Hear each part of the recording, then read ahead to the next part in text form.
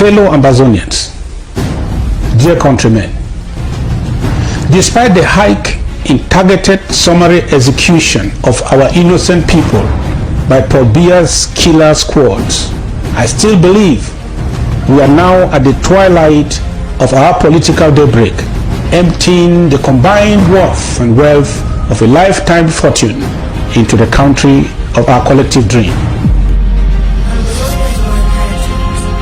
A place we can surely call home.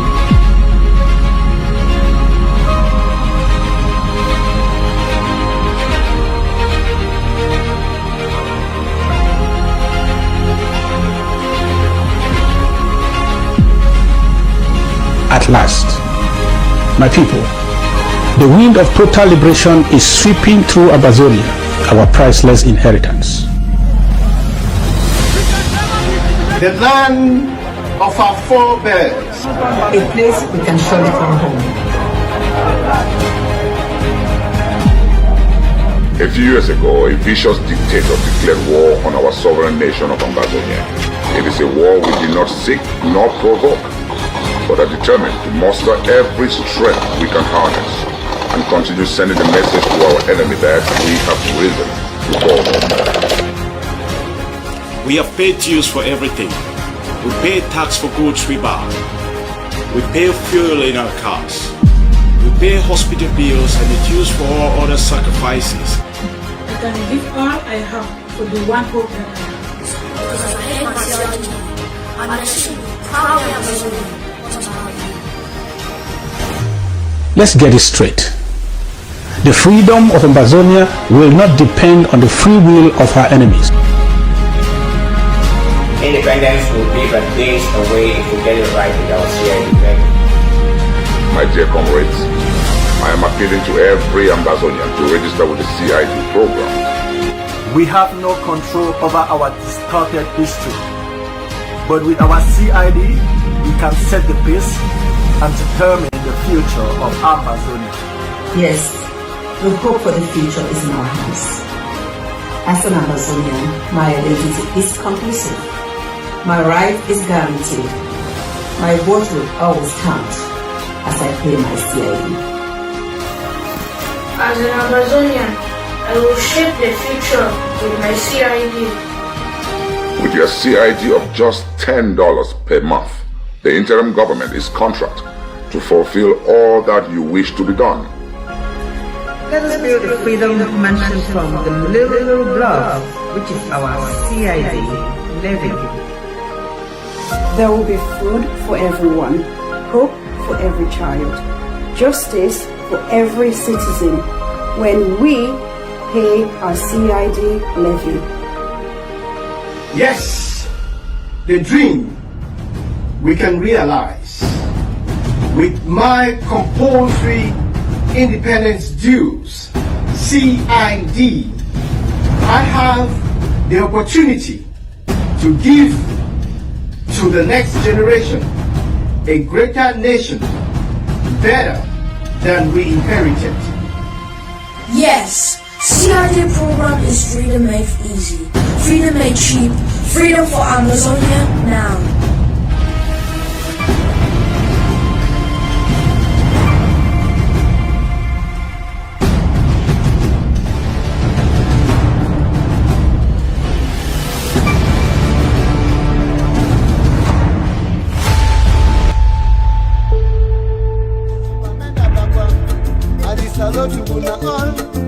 Salute to una for sick, I say una be people wey una dey chop the fire, chop the fire.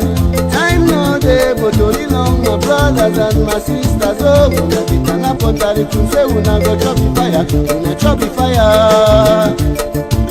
Ababa people then come out in Bamenda, then chop the fire, say they go reach you, and when they take the power, take the power.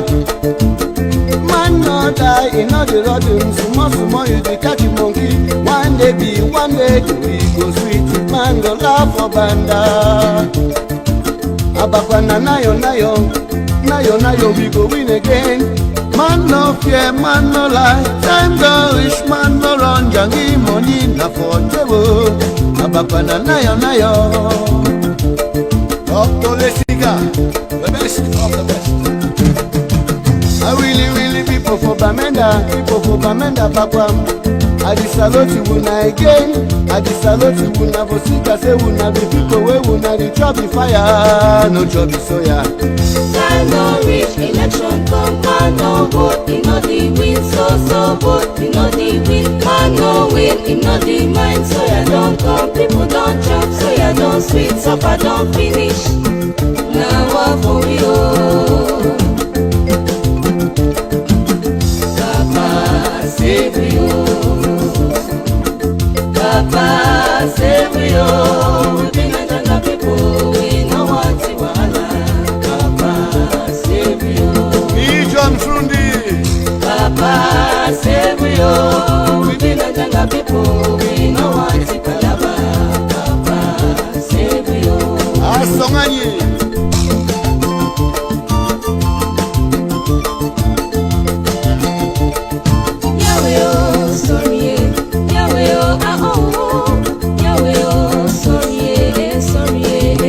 James Bojon, USA, Sylvester Kwende. Yahweh, oh, sorry, Yahweh, oh, Maros, Yahweh, oh, sorry, sorry. Canoe don't capsize, all man there for water, water don't cool, all man want paddle canoe. Time where water the kata inside we be there, life jacket is there, man will fit take up, now you go paddle the canoe. Asanga, Luke Senze, Iwasiri, Nyo Wakai, Ben Muna, Andrew Akonte, Martin Yebe, Yo-Yo, Tabali Bernard, Chuenko Samuel, Nyamaget, Mandam, Awudubaya, Joak Colinos, Chop Samuel, Nico Kubi and the rest. Canoe don't capsize. Yes, canoe don't capsize. Papa, save you. Papa save you. We been a jungle people, we no want to wahala. Papa save you. Papa save you. Papa save you. We been a jungle people, we no want to wahala. Papa save you.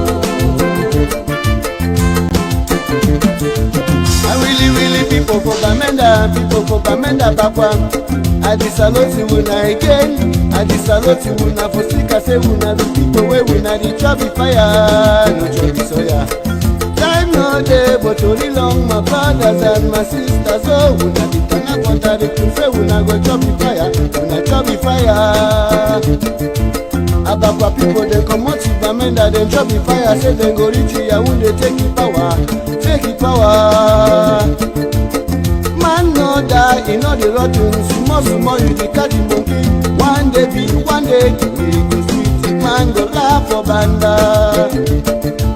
Abakwana nayo, we go win again. Man no fear, man no lie. Time no rich, man no hunger. Give money, na for table. Abakwana nayo. I really people for Bamenda, Bakwa. I salute you again. I salute you for Sika, say una the people where una the trouble fire, no trouble soya. Time don't reach, election come, man no vote, he no the win, so vote, he no the win, man no win, he no the mind, soya don't come, people don't jump, soya don't sweet, supper don't finish. Now what for we oh, Papa save you. Papa save you. We been a jungle people, we no want to wahala.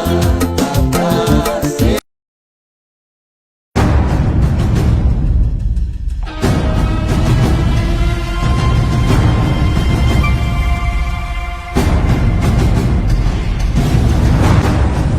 Fellow Ambazonians, dear countrymen, despite the hike in targeted summary execution of our innocent people by Paul Biya's killer squads, I still believe we are now at the twilight of our political daybreak, emptying the combined worth and wealth of a lifetime fortune into the country of our collective dream. A place we can surely call home.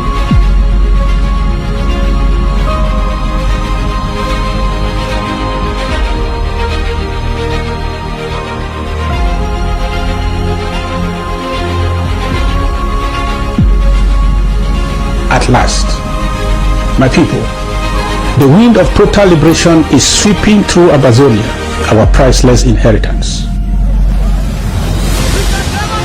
The land of our forebears. A place we can surely call home. A few years ago, a vicious dictator declared war on our sovereign nation of Ambazonia. It is a war we did not seek nor provoke, but are determined to muster every strength we can harness and continue sending the message to our enemy that we have risen to call home. We have paid dues for everything. We pay tax for goods we buy. We pay fuel in our cars. We pay hospital bills and the dues for all other sacrifices. I can give all I have for the one hope that I have. Because I hate my CID. I'm actually proudly Amazonian. Let's get it straight. The freedom of Ambazonia will not depend on the free will of her enemies. Independence will be but days away if we get it right with our CID levy. My dear comrades, I am appealing to every Ambazonian to register with the CID program. We have no control over our distorted history, but with our CID, we can set the pace and determine the future of Ambazonia. Yes, the hope for the future is in our hands. As an Ambazonian, my identity is conclusive. My right is guaranteed. My vote will always count as I pay my CID. As an Amazonian, I will shape the future with my CID. With your CID of just $10 per month, the interim government is contract to fulfill all that you wish to be done. Let us build the freedom mansion from the little blood, which is our CID levy. There will be food for everyone, hope for every child, justice for every citizen when we pay our CID levy. Yes, the dream we can realize with my compulsory independence dues, CID. I have the opportunity to give to the next generation a greater nation, better than we inherited. Yes, CID program is freedom made easy, freedom made cheap, freedom for Amazonia now.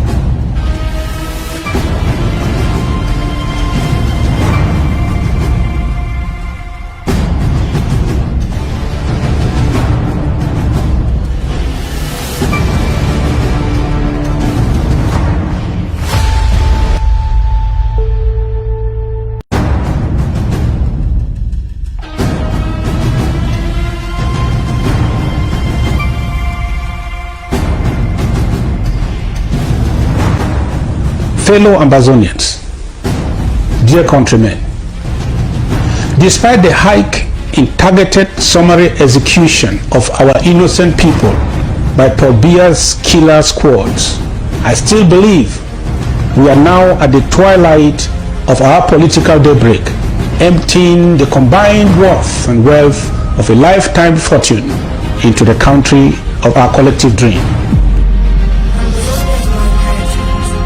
A place we can surely call home.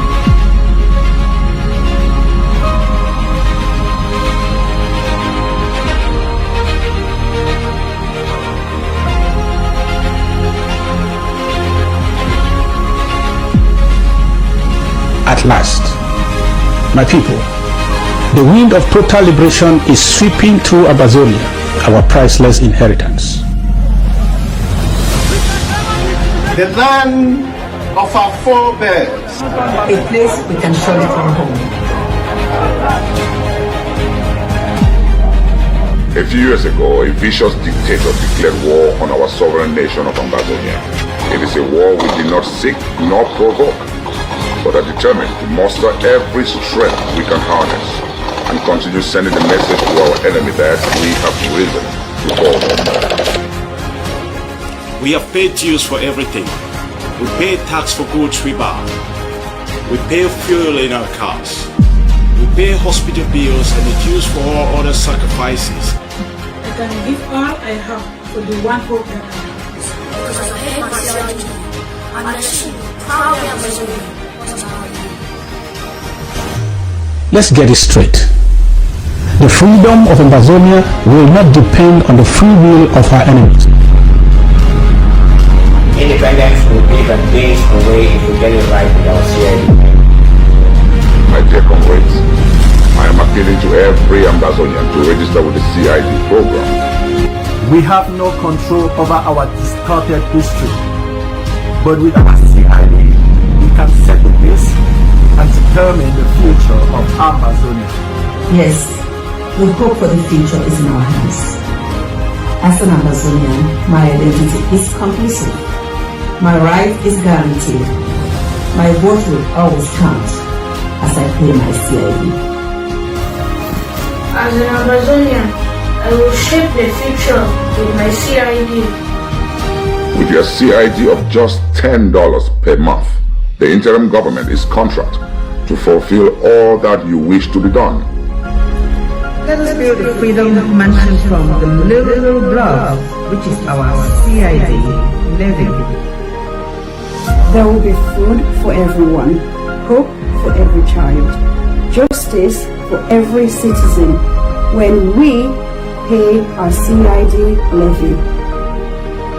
Yes, the dream we can realize with my compulsory independence dues, CID.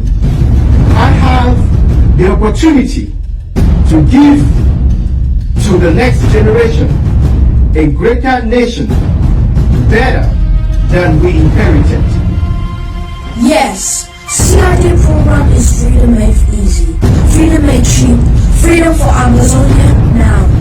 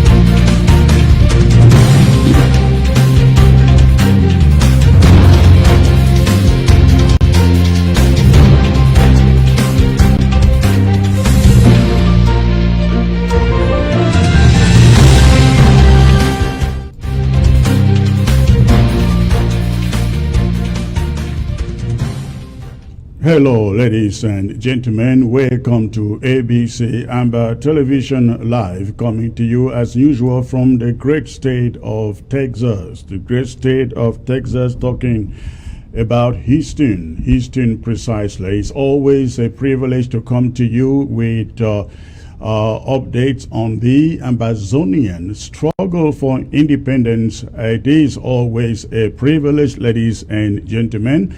And as we continue, I'd like you to quickly go ahead. If you are joining in by way of Facebook, go ahead and quickly hit your share button. Quickly hit your share button. We got so much to bring to you today, just so much to bring to you today. And I'd like us to go ahead and quickly hit your share button and let others join us as soon as they can. I'd like to welcome all of you who are tuning in from Ground Zero. God bless you all. And for those of you also joining from Ground One, talking about our refugees particularly, God bless you all, and may He continue to protect and lead all of you. Lead all of you. We have learned of some messengers of the colonial regime in French Cameroon, there on Ground One, trying to lure all of you back to that damn regime. Please remain awake and remain very vigilant, and take care. You discern who is telling you what. There is no going back. Where are you going back to? Do you still have a home? Do you still have a home back where they think you should return to? If they come and they want you to return to Ground Zero, tell them to put cash at least 25 million in your hands, so you can go back. When you go back, you can rebuild your house. You can get a business to do, because that country cannot give you a job. Anything less than this, tell them you don't have anywhere to go to. They want you to go there. Let them go and rebuild your communities. Let them go and rebuild your communities. And you know they cannot rebuild your communities even if they promise you, because no communities will be built until there is a final settlement to this conflict, ladies and gentlemen. So please, thank you, Ground One, for joining, and for all of you in Europe, in Asia, in the USA, in Canada, in the United Kingdom, in South America, in China. Thank you. Thank you for tuning in. Thank you for tuning in. Again, if you are joining by way of Facebook, go ahead and hit that share button. Go ahead and hit that share button, and I will be right back.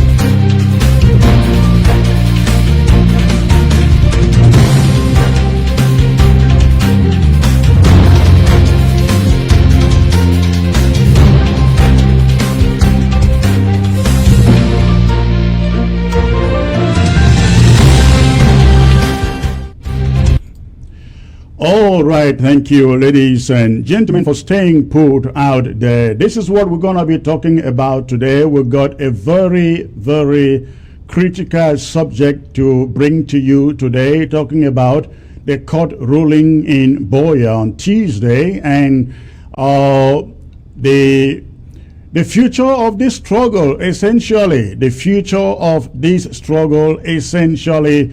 This is going to have so much to do with that. We also will be talking about the decision in Bali by the Buffaloes banning the Presbyterian Church in the local government area. We will also talk about school resumption, and a number of things. But I would like to start with some housekeeping. We'll also have a big panel that should be joining. It doesn't appear like I see all of them here, but whoever is here, we will move on with them. So not a big deal. Again, we got so much to talk about here, ladies and gentlemen, for today. And let's start right away No wasting of time. If need be, if there is time, I will come back at the end of the day and take your phone calls. I will come back at the end of the day, take your phone calls. But please go ahead, hit your share button. If you are watching by Facebook, go ahead, hit your share button quickly before I get to the main subject of the day. Now, Menchum County now, most of you know that Menchum drafted just last Saturday, and it was such a great draft. Drafting well over $94,000, sending a message to La République du Cameroon that Ambazonians, not in any county, will be tired funding this war. We have Fako, we have Meme, we have Momo, and which other county left? 4 counties are still left. Fako, Meme, Momo, and which one? One more. There are still 4 left. And then the 14th county. The 14th county, ladies and gentlemen, will be ABC Amber TV. That is what is coming up. So, but this alert that I call a scam alert is very, very critical. And if you get the message, please take it out there. You get the message, take it out there. We drafted Menchum County again last Saturday. It was such a great draft. Now, there is somebody out there. I understand this person supposed to be the former chair of Menchum County. This person out there that I'm referring the scam alert to, supposed to be the former chair of Menchum County. It has come to our attention that he is instructing people who want to pay their draft or redeem their draft to make the payment to the old Menchum County account that he ran privately. I am sending out this information as a warning. There is an official account out there for Menchum. And if you cannot find that Menchum official or LGA account or county account, LGA or county account, please redeem your Menchum draft with the National Treasury and indicate the LGA you are drafting for. Again, this is very, very important. It has come to our attention that the former Menchum executive that doesn't exist anymore, they are out there instructing people to redeem their Menchum draft in accounts that were operated privately or owned privately. Please, we are not asking or encouraging anybody to make Menchum draft payments to those personal accounts. There are accounts out there which I believe Menchum is circulating. The legitimate Menchum LGAs and county are circulating. But if you cannot lay hands on one, make a phone call to find out. Not to the old executive that is trying to play this scam, but please to the Menchum legitimate current present executive, or you make that payment to the National Treasury, Ambazonia National Treasury, and the National Treasury will then forward your payment to the legitimate Menchum LGAs or county. This is very, very critical. Please let this information circulate. Let this piece of alert circulate amongst Ambazonians. Do not make any Menchum County payment to private accounts of individuals who robbed Menchum County last year of draft funds. Pay it to the National Treasury. The National Treasury will then forward it to the county or to the LGAs. I hope you get that.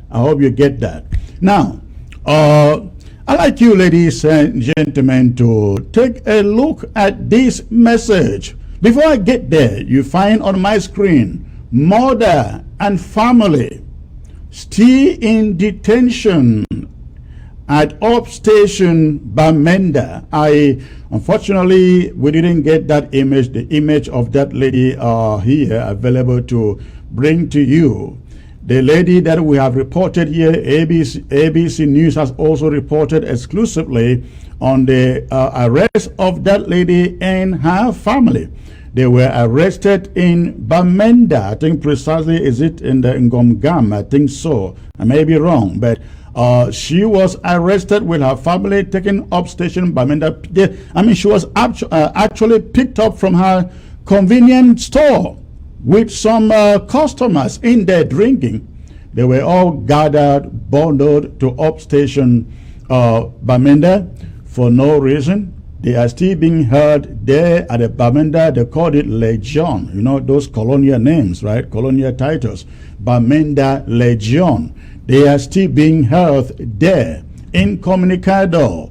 And we just want to bring to the attention of every Ambazonian out there. That family is still up station in Bamenda. It is going to 3 weeks, or over 3 weeks actually now. They are still there. Again, they are still there. All right. Now, take a look, ladies and gentlemen. Take a look and listen to General Ten Kobo. All for one. One for all. One for all. All for one. Indian warriors. Expendable 100. Expendable 100. Forward ever. Backward never. Backward never. Forward ever. Today, me, Field Marshal Ten Kobo, alias Talk and Do, equal to Field Marshal Black Rapun. I do want to send this message to my people. One day they send my people where they hear them. Today, the 8th for number 9 month 2021. I dey send this message purposely for that places them where they talk say na school where military they guide them.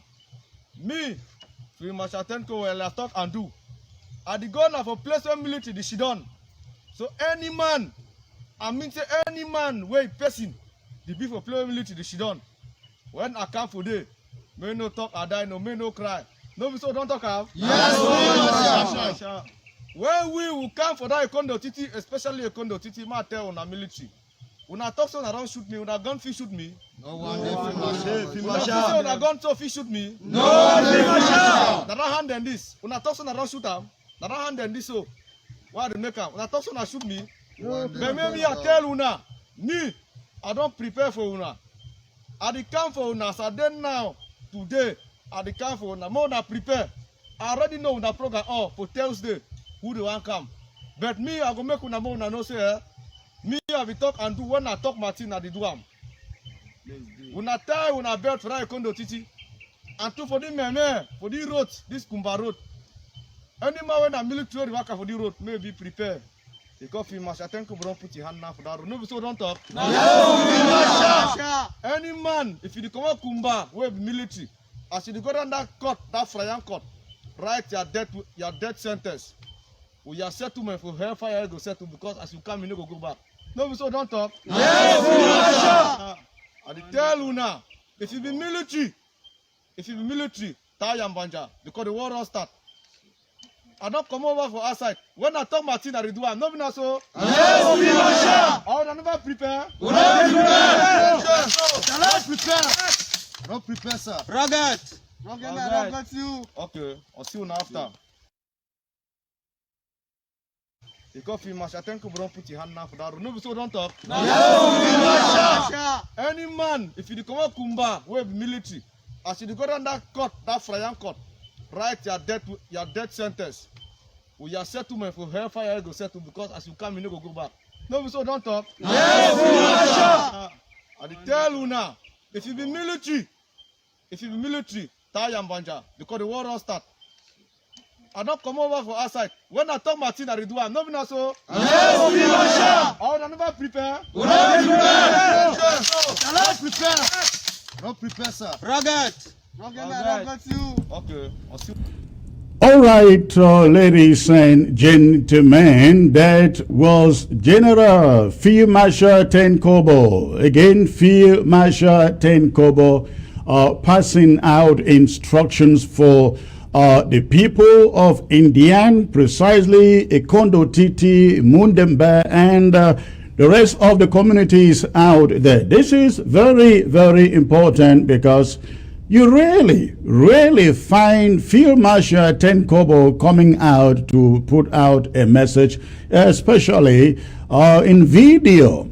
And I think when you find him and his boys coming out in a video to declare these warnings, I think ye should be taken very, very seriously. Taken very, very seriously. And we hope that the people of Mundembe, the people of Ekondo Titi, and Indian in general get the message.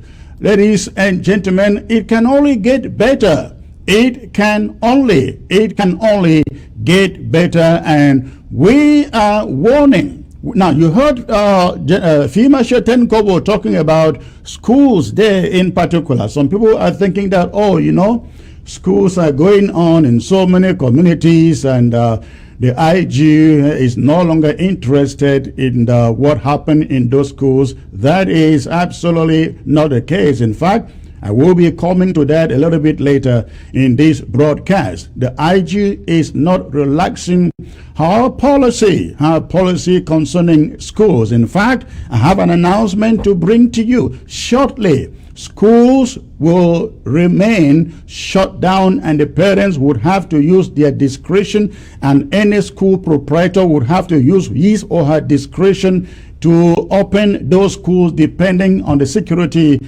situation. But again, I will be coming to that very, very shortly. But let me take you to Bui, where the Bui warriors have been carrying out some exploits in the recent days, especially yesterday. Before I comment on this, I would like to bring you an audio, a report that was sent specifically to ABC by General Hanok, who is the spokesperson for the Bui warriors. Ladies and gentlemen, you must have heard of the attacks that led to the demise of so many La République du Cameroon colonial soldiers in Bui yesterday. Now, I'd like you to get it from the Bui warriors themselves, from their mouthpiece, General Hanok. Please stay put and listen to this report.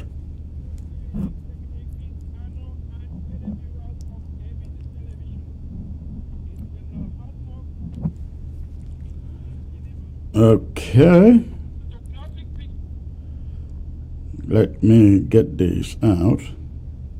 Cinematographic picture of the two bloody battles, two bloody confrontations that took place here in Bui County of the northern zone of the Federal Republic of Amazonia between the Bui warriors and the French Cameroon terrorist forces of occupation. In the early hours of this Wednesday, 8th September 2021, the apparently unsuspecting La République du Cameroon terrorist convoy fell into the ambush snare of the invincible Bui warriors. The elite squad of the Bui warriors, under the command of the dreaded General Viper, at the place called Sop in the local government area. An improvised explosive device detonated on target shattered a La République du Cameroon terrorist armored car beyond the base, destroying its human contents. This was followed immediately by a very, very brief but lethal battle that sent dozens of La République du Cameroon terrorist soldiers to the land of no reverse. Yes, the land of no reverse case decrease. The blood, the unqualifiable amount of blood on the Kumbu-Bamina highway, precisely at this place called Sop, just about 2 kilometers away from Jakiri, the second town of Bui County, sent shockwaves and fear down the spines of any passersby. It is worth mentioning here, Secretaries, that this has been a very, very painful event to the French Cameroon government and French Cameroon military, because among those that fell in the battlefield, among the victims of the Buiworos ambush was a colonel. And we are still to learn the name of this French Cameroon terrorist colonel, Secretary Chris, and televiewers of ABC television. On the return from Kumbo in the afternoon, sensing impending doom, the Republic of Cameroon terrorists were dropped from their armored cars to continue on foot. You can imagine, Secretary Chris, how the moronic, dim-witted soldiers of French Cameroon still fell into a second ambush by our Bui warriors, and in a lightning war that ensued, the number of the dead and the injured on the part of La République du Cameroon terrorist soldiers is incalculable. But not even one of our restoration fighters sustained even a minor injury in the 1 hour-long battle. Our warriors, Secretary Chris, televiewers of ABC television, are not giving the ill-trained French Cameroon terrorist soldiers any breathing space here in Bui County. Anywhere they attempt to enter, they meet their Waterloo, and their movement has been highly inhibited here in Bui County. Our villagers, our civilian population can sleep at ease in the villages now. And from every indication from the text at the present moment, if French Cameroon terrorist soldiers continue to flow into Bui, it will be catastrophic on their side, as only few, if any, will succeed to leave Bui. For Bui has proven indeed to be a land of no return. General Hanok, Sop Jakiri, ABC Television.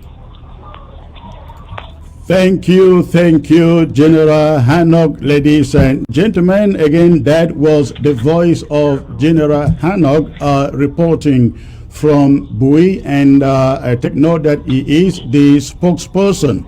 General Hanok is the spokesperson.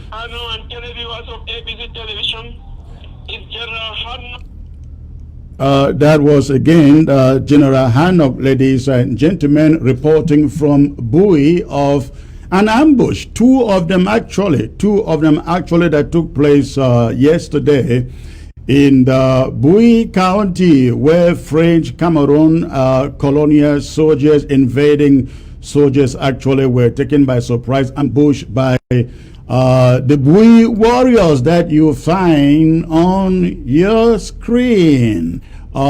These guys in Bui, they continue to get us very, very proud. They continue to make us very, very proud. We are told the casualties may be many. The casualties from the incident yesterday in Bui, the casualties may be many. Their machines paralyzed, destroyed, and citizens are warned. Locals in the area are warned. Remain vigilant, because you know what French Cameroon does when they are attacked and destroyed in this manner. They will come after you. They don't find you. They burn down your homes. They burn your properties. They burn your farmlands. So please, we encourage everybody in this community in Bui to remain very, very vigilant. Remain very, very vigilant. General Hanok, thank you, and all of you, Isubu out there, and the rest of the warriors.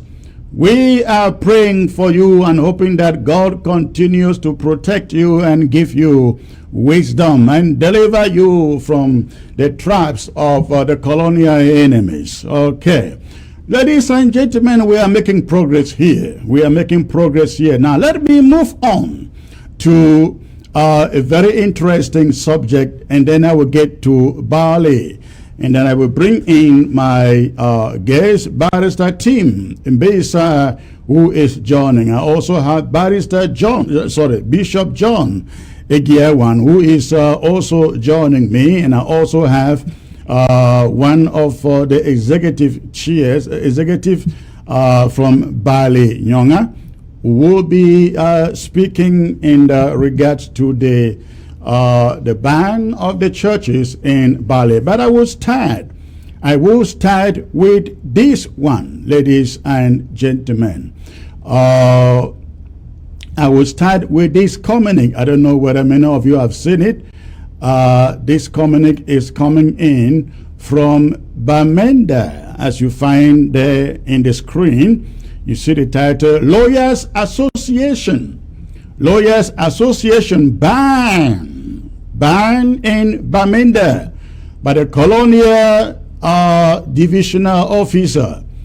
Lawyers Association ban in Bamenda by the Colonial Divisional Officer. You can actually find that ban there on the screen. I want to bring you, I want to read to you what that ban says actually. Let me get to it. Let me find out what that ban says. I think I had a copy here. All right. Now, this is what that ban is saying, ladies and gentlemen. This is what the ban is saying. The ban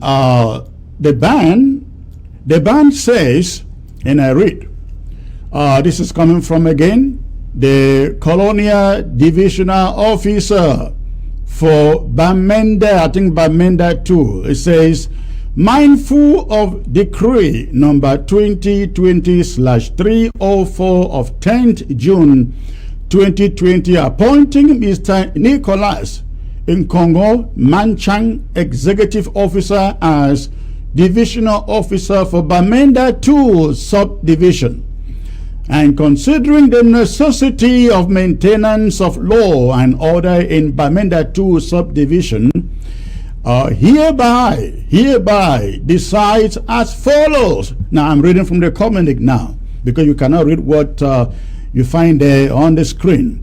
And so it says, the divisional officer hereby declares as follows. Article 1, that with effect from the date of signature of the present decision, which was today, this was signed and circulated today, ladies and gentlemen, with effect from the date of signature of the present decision, a certain group called Northwest Lawyers Association is hereby prohibited from holding any public meetings in Bamenda 2 Subdivision. Of course, you know Bamenda, when they say Bamenda 2, they mean all of Mezam, ladies and gentlemen, because Bamenda 2 is essentially Bamenda in miniature, all of Bamenda, all of Mezam in miniature, I would say. That's where all the lawyers live. And then it continues. It says the motive, the reason for this ban is the said group is operating illegally and meeting undeclared, they say. Article 2 says that any group of persons who contravenes this order shall be punished in accordance with the provisions of the regulation in force. The brigade commander of Ntarikun, the commissioner of the 3rd and 4th district police are each in their respective spheres of competence charged with a strict implementation of this decision. The present order shall be registered and communicated whenever and wherever necessary. Whenever and wherever necessary. Again, that is coming from the Colonial Divisional Officer in Bamenda 2 today, ladies and gentlemen. And again, that statement bans the activities, any form of activities by lawyers in Bamenda indefinitely. Can you imagine the times, ladies and gentlemen? Can you imagine the times that a lawyer association will be banned? Now, but you see, I really don't blame the colonial office there. I blame those lawyers. When this struggle began, the lawyers led the way. Those same lawyers led the way. The teachers followed and students followed. Then, colonial French Cameroon minister, I don't remember who it was, came out and said, when those lawyers are hungry, they will just go back to court. The prophecy came to pass. That prophecy came to pass. Those lawyers got hungry and went back to the court under the guise that, oh, they are arresting so many of our people. We need to go back to court and begin to defend them. That was the pretext the lawyers gave in returning to the court. I want to ask them today, how many of our people abducted, picked up by French Cameroon colonial terrorist soldiers have they been able to release from those their dungeons in Bamenda and Boya? How many of them? Instead, many of these lawyers, I didn't say all of them, but many of them continue to exploit the families of these detainees. In fact, I think a few months ago, I read the name of more than a dozen of lawyers who are going to the families of detainees, squeezing out millions out of them, in the guise of going to meet the Attorney General or the judge and paying him some money to free the detainees. And nobody has been freed. So I just do not blame the colonial divisional officer in Bamenda too. I blame the lawyers out there who think that the teachers can go through all the pain, students can go through all the pains, everybody else including traders can go through all the pains, but they can, they have a role to play. They have to defend the people, and they defend the people, and they free nobody. They free nobody. Sisiko and the rest, they are still in jail. BBC and the rest, they are still in jail. Ndasi and the rest, they are still in jail. The jails in Boya are packed up and filled up without space for new recruits. The same thing in Bamenda. And we say we have lawyers. The other day, the other one bought shares to go and donate to those courts. Oh my. We do not blame the colonial officer in Bamenda. He is just doing what pleases them. He is telling the lawyers, you are nobodies. You are nobodies. I can tell you when you go to court and when you don't go to court. I can tell you when you have your meetings and when you can't have your meetings. It's a shame to those lawyers. And I hope that from today, those lawyers will learn a different. The teachers stay home, students stay home, going to 4 years and counting. 4 years and counting. Life has been going on. I expect that these lawyers from today, after you listen to me, from today, you will do something differently. You will do something different. All right, let me bring in Barrister Mbesa. I'm still coming to the Boya case, ladies and gentlemen. I'm coming to the Boya case and some decision that we are taking here from the interim government in the days ahead. So please don't move anywhere. Let me bring in Barrister Mbesa, who is a senior barrister, has served that system for so many years, served the United Nations for so many years. Barrister Mbesa, please, stretch your hand. Your camera is right down. I need you to get it right up, please. Okay, a little more again, a little more, and centralize yourself, please. Centralize the camera there. Okay, that is good. I think that is looking good. Let me see here. Let me see here, ladies and gentlemen, what I can do. Okay. All right. So, Barrister Mbesa, I hope you have read this statement coming from this colonial official in Bamenda. But again, I am saying it in very strong terms here, that I really don't blame the colonial official. The lawyers brought us to where we are today. They started this and they walked away in the guise of going back to defend our people who were arrested. And as of today, you are one of those who have been spearheading the defense of our detainees in Yaoundé, in Boya, in Bamenda. I don't know if there have been some results. Let us know, please. Go ahead and make your comments. Thank you, Chris. Thank you, Chris. And thank all the viewers. I say, before I go in, let us understand first what the DO is banning. This is the background. In Cameroon, there's one lawyers association, which they call the bar. It doesn't have regional branches, no. The bar is based in Yaoundé, and the executive officer for the bar is the bâtonnier or the president of the bar council. Where there are many lawyers in a particular town, that bâtonnier or the president of the bar can appoint a special representative of himself, of his office there. What is NOELA then? NOELA stands for Northwest Lawyers Association. It is a social organization. Late in the 1980s and early 90s, we tried to form a common law bar. It did not succeed. And as many lawyers came in, we decided to create social group for lawyers, essentially to deal with social issues within the bar in a particular town. Going to bury colleagues, going to marriages, and so on and so forth. And so out of that organogram, the first one that came up was FACLA, FACO Lawyers Association, which was very, very strong. It came up before any other one else, because there were so many lawyers in FACO. I was a member, I'm still a member. And so when they created it more than 20 years ago, they have been having presidents. The last president who was there was Stanislas Ajong, then Agon Kong came in. That's how Agon Kong got the leadership of this struggle.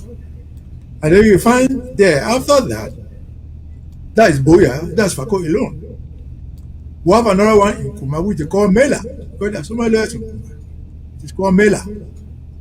That's how Eyembe got involved, because he was the president of the Kuma Lawyers Association. Then we have one in Manfi.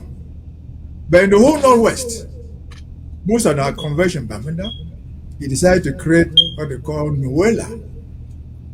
If NOELA had to be registered, would not be registered in Mr. Dio's office. No, because it's a regional organization. Would not even be registered in the divisional office, because it's a regional thing. It should have been registered, if at all it needed to be registered, it be registered in the governor's office at the very least. So I see all that as brain hot air. What do you mean? What does it mean by Amanda 2? That they will not go to court now. They cannot prevent the lawyers from going to court, because the national bar under which they all operate cannot be banned by a prefect, a super-prefect. They are not banned from going to court. They are not. They are banned from meeting as a group, which means, how about conversion at the court premises? How about that? Because I'm trying to explain that, first, the court premises, which may be found in Bamenda 1 or Bamenda 2, are not under the control of Monsieur the Sous-Prefect. He cannot ban activities in the court. He doesn't have the competence. It's short and simple. He doesn't have the competence. I think we all know that, though. We all know that he doesn't have the competence to ban a lawyer association. However, what redress do the lawyers have? Because if they were to go to court with the colonial official, which court are they going to? The same court over which the colonial official has jurisdiction, whether legally or illegally. They don't have a choice. Now, the point I'm making is this. The DO's so-called ban has absolutely nothing to do with the professional activities of the lawyers. Absolutely zero. Because I've explained, they operate under the bar. All of them are members of the Bar Association, whose boss is the bâtonnier or the president, whose office is based in Yaoundé. It is created by law. They don't have branches. The Bar Association does not have branches, Kumba branch, Bamenda branch, Yaoundé branch. No, they don't have branches. So his so-called ban on the social activities of lawyers, which include, for example, going to a funeral for a friend who is dead, or going to a marriage for a friend who is getting married, or a burn house, or things like that. I don't know where the whole manifestation in the name of lawyer. They can sit there and debate about law, but make them effective. You have to take and carry it to the bar council, and the bar council will debate on it before transmitting it to the government. That's the rule, and that's what it is. So I think this guy is just trying to blow his trumpet beyond his reach. Again, what do you mean by ban in Bermuda 2? I think we remember there's something of the Bermuda 5 or whatever it is. So what does it mean by Bermuda 2? So people, lawyers, if a lawyer died in Bermuda 2, call him there. He died Bermuda Valley. I think we're having some I think we're having some issues with your connection there. It's breaking. Go on, please. I don't know where I was explaining. I don't know where you got me right there. I got you. Yeah, I got everything. Okay, that's what I'm saying. So I think this guy is just trying to blow his trumpet beyond his own reach. His activities, as per his decree of appointment, do not include regulating lawyers. I'm dealing with the legal issues. Anybody can go out and put, just like we have this social media, anybody can put any nonsense there. We agree with your legal argument. We agree with your legal argument. However, we are talking in a situation where the laws are not respected. It's a banana republic, essentially. I am putting the blame right now with what is happening on those lawyers, because you know, as I do, that they started this struggle. At a point in time, they said, well, you know, I think it makes sense. We should go back to the court so we can defend our people who are being picked up. They have been there doing that for close to 5 years. Every Ambazonian picked up is still in detention. What do you now? How do you respond to them at this moment with this situation? I think we should get this. The lawyers surely started the thing, but down the road, those lawyers who were in leadership having out. The president of Noela at the time when they got that was Bob. Bob he dropped out because of his deals with this man in Camby there. So and then Agwambala came from Fakla, from Faku lawyers. Right. And was essentially federalism. He has since dropped out. See, the revolution those area lawyers believed in. And they are no longer there. But is no longer there, to the best of my knowledge. Agwamkongo is no longer there, to the best of my knowledge. Among them who were there at the time, the other person who is still there in prison is Iyembe, who came in as the president of the Meme lawyers. What should they do if I were in their position? If they needed advice, I will go to crush that order. We move the court to crush it. Monsieur the Prefet, Monsieur the Prefet, whether they do or not, but that's a procedure. But again, the struggle, even to today, have not told us that they were going to render pro bono service to our lawyers. They are looking for money, the bulk of them. And so, to me, that is a known issue. If they want to fight it, they can fight it. We're not fighting the struggle. Yes. There are thousands of them. There are thousands of Mboya. All those places. I've not seen them take to deal with these issues. We have had lawyers. All right. Barrister, you stay put. Let me get into this Boya sentencing issue, and I will get back to you and Bishop John to get your opinion on those sentences. So just stay put in the place. All right. So, ladies and gentlemen, let me take you to the main subject of this broadcast today, talking about the sentences that you all heard in Boya. I mean, the sentences passed in Boya 2 days ago by the colonial administration.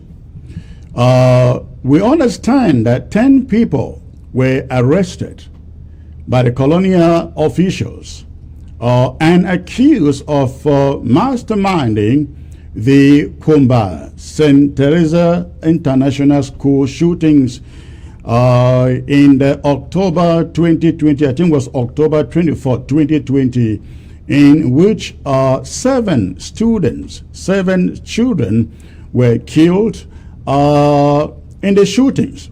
Again, 10 people were picked up, held in detention. Now, the 10 people included the lady and the husband who are the owner of their schools, a number of teachers, including the principal of that school. They were among the 10. They were among the 10 who were subject to this clandestine military tribunal that held in Boya on Tuesday and passed this sentence by firing squad. So, out of 10, a number were acquitted. Those acquitted included the lady and the husband who are the owners of that school. And then I think the principal was also among them, among the acquitted.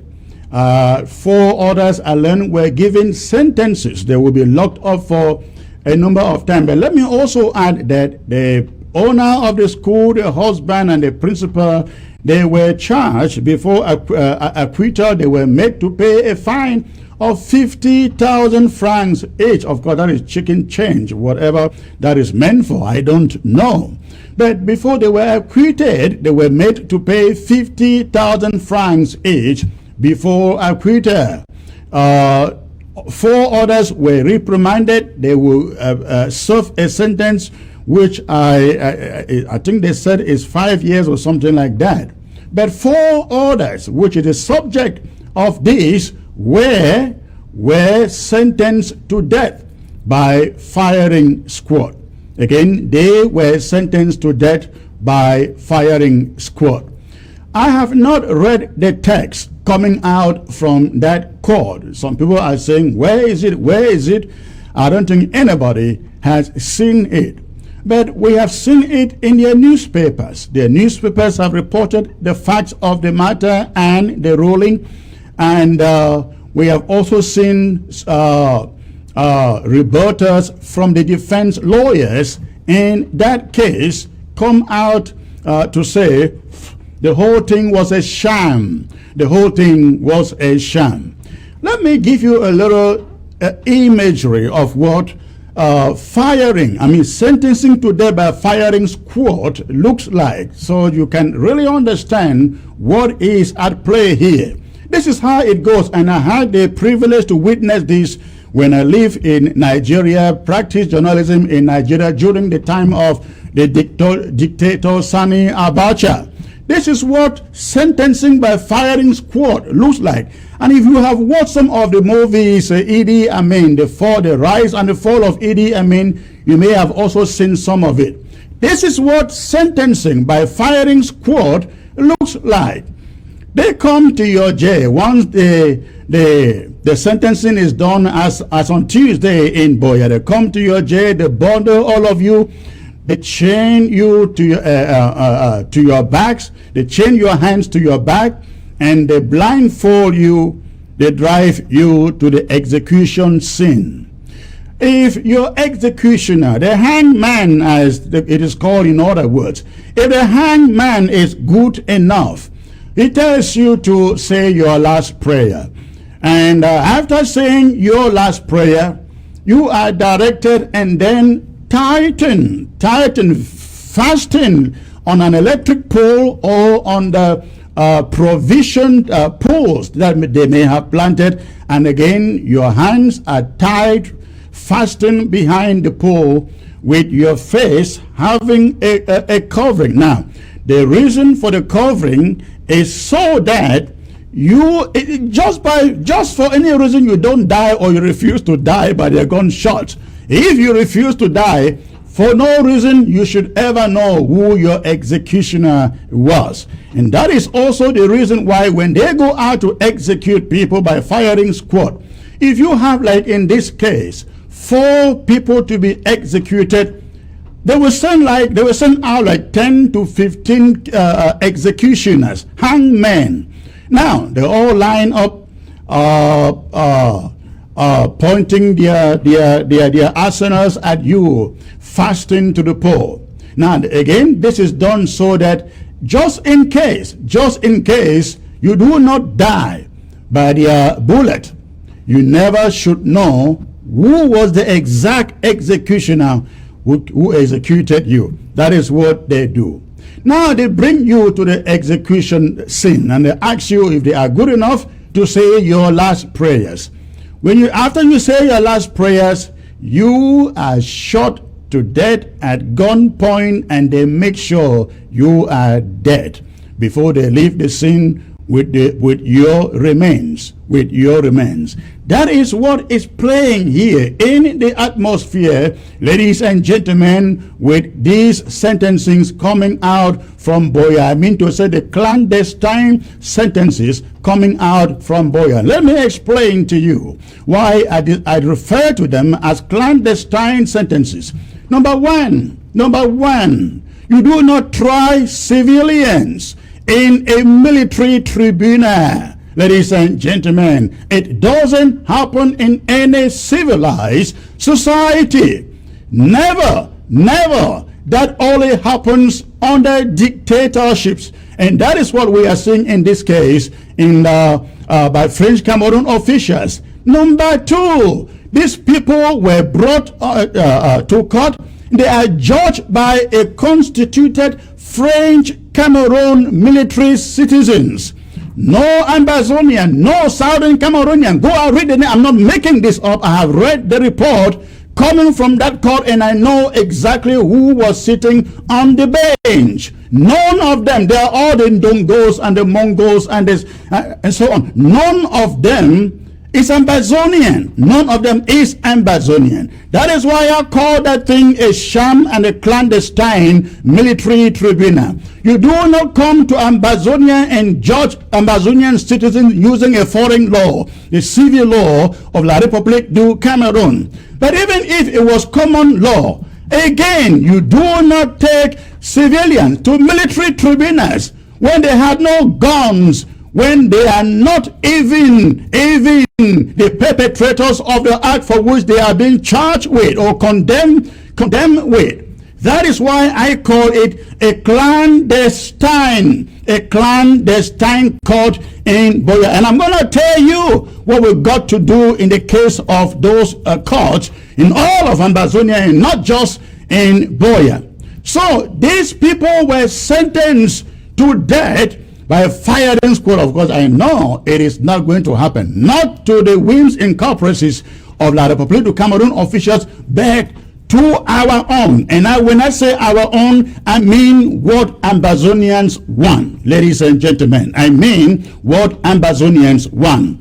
It is not going to happen. Those people will not be killed. Let me say this.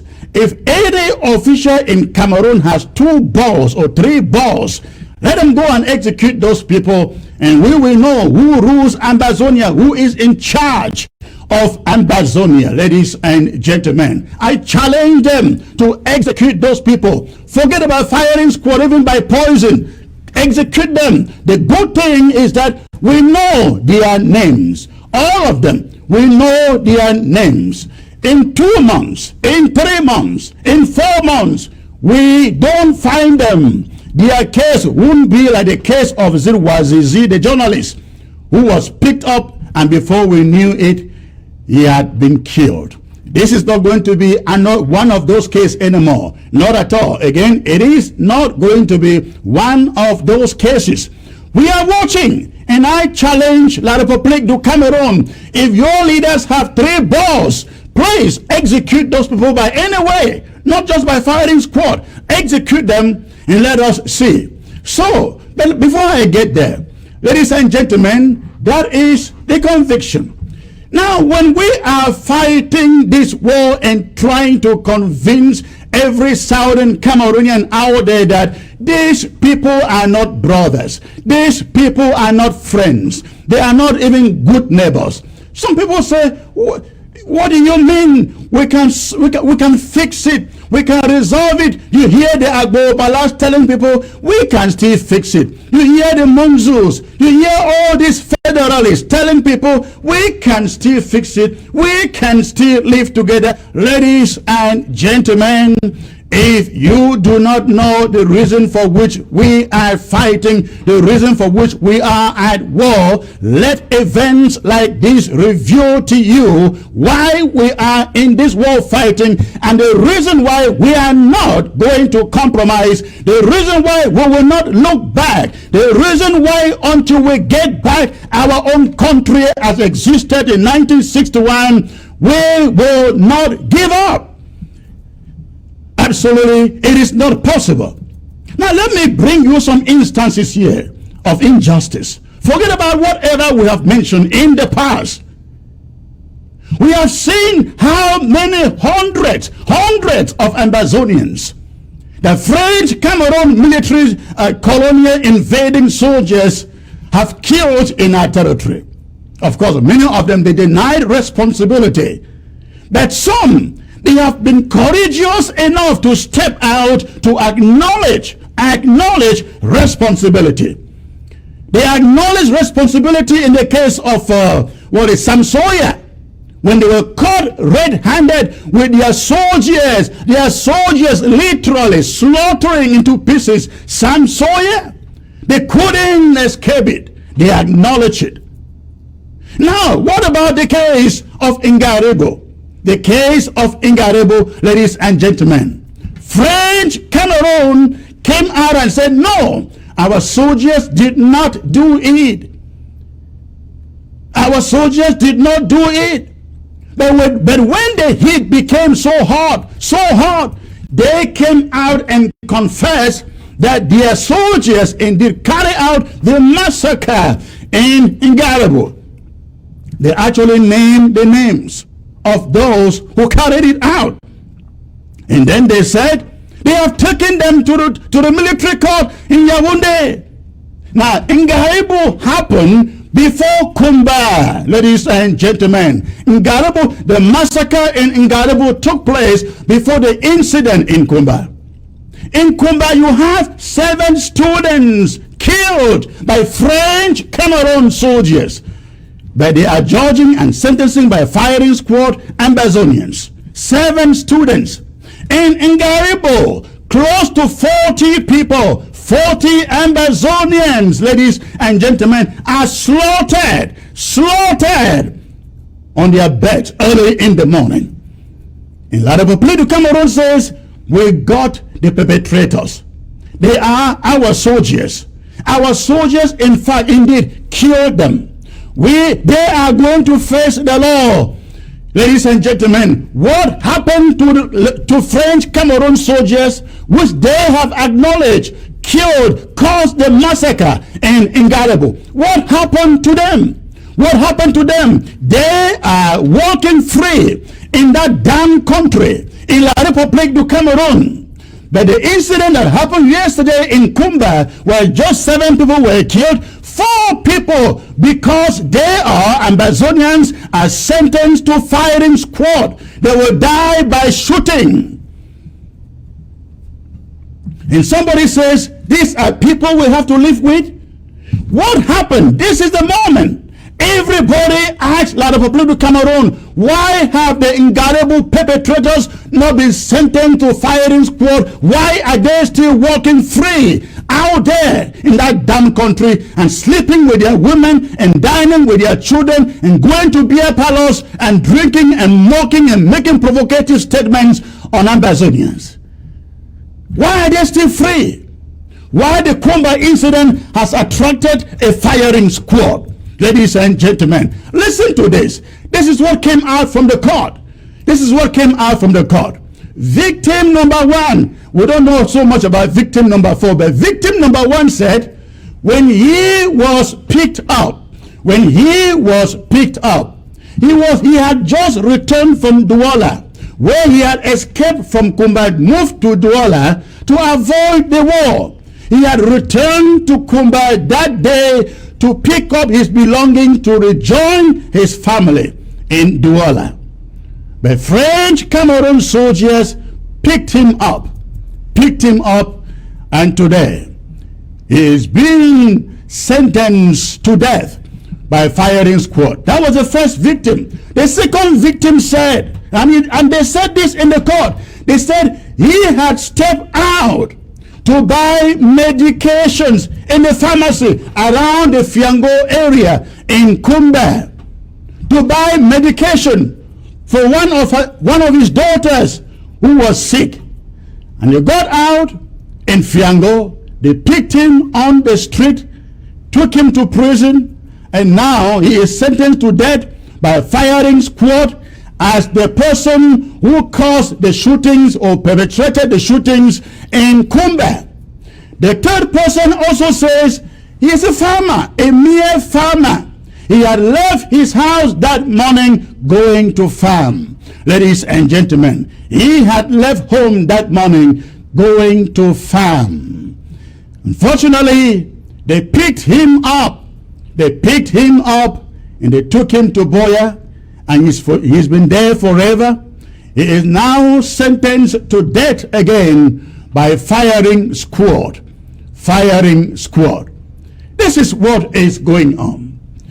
L'Arrière-Plan Cameroon is so zealous, ladies and gentlemen, to show the world that finally we are carrying out judgment on those who carried out the Kumba massacre. You see, they want the world to believe they are acting, they are doing something to stem out this kind of barbarism and brutal attacks on the innocent people. But they are not also paying the same attention, doing the same thing. L'Arrière-Plan Cameroon soldiers went to Bafut and killed, who was that? Killed a civilian, severed the head, cut off the head, and pinned it on a tree. Where are the perpetrators? They are still walking free. How about Mami Api, killed by French Cameroon soldiers whom they acknowledge? Those soldiers, perpetrators, are still walking free. How about the killings by French Cameroon soldiers in Pinyin? The massacre in Pinyin, in Mautu, in Moyoka, Ekona, in Bali. Where are the perpetrators that we all know are French Cameroon citizens? They all are still walking free. They are all still walking free. But they pick up innocent citizens. Again, they pick up innocent citizens on the streets of Kumba. One a farmer, the other one coming from Douala to get his belongings to return there. Another one just walking to go to the pharmacy to buy medication for the child. They are all picked up and they are put in the dungeons, including the proprietress and the husband and the principal of that school. Look at that. Now let me come to this, ladies and gentlemen, before I bring you some pronouncements coming from this interim government. Now, I really hope that with these injustices, some of you out there, especially those of you who call yourself federalists, you understand why we are at war. I just brought to you a statement coming from Bamenda where the colonial officer in Bamenda is banning the Lawyers Association in that city. They cannot gather together.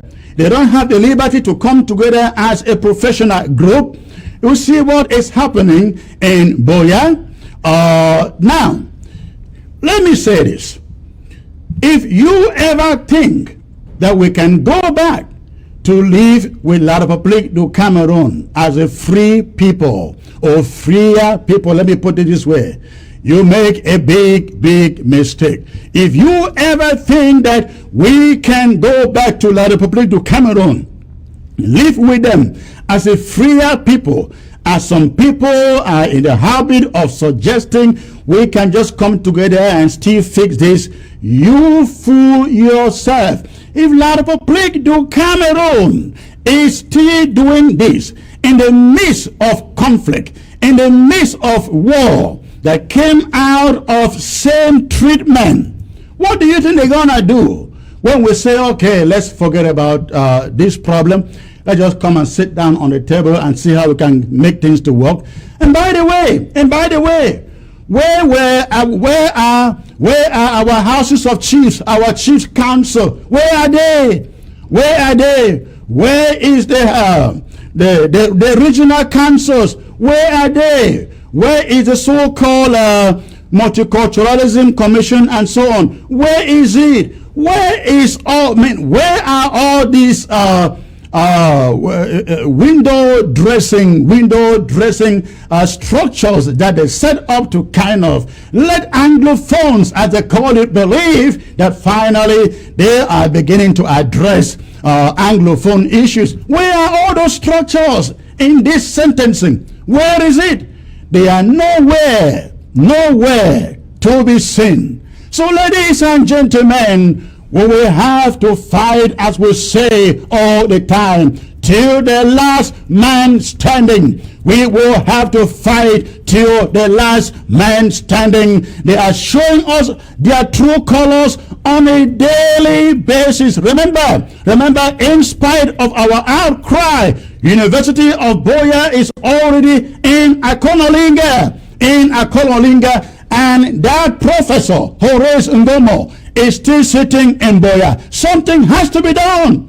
I think they took us for jokers, ladies and gentlemen. They take us for jokers. I don't see how we can sit here saying this and anything is still functioning in Buea. It cannot happen. It should not happen. It must not happen. Everything must be shut down. Let them for once take us serious. Let them for once take us serious. We are still in the midst of war.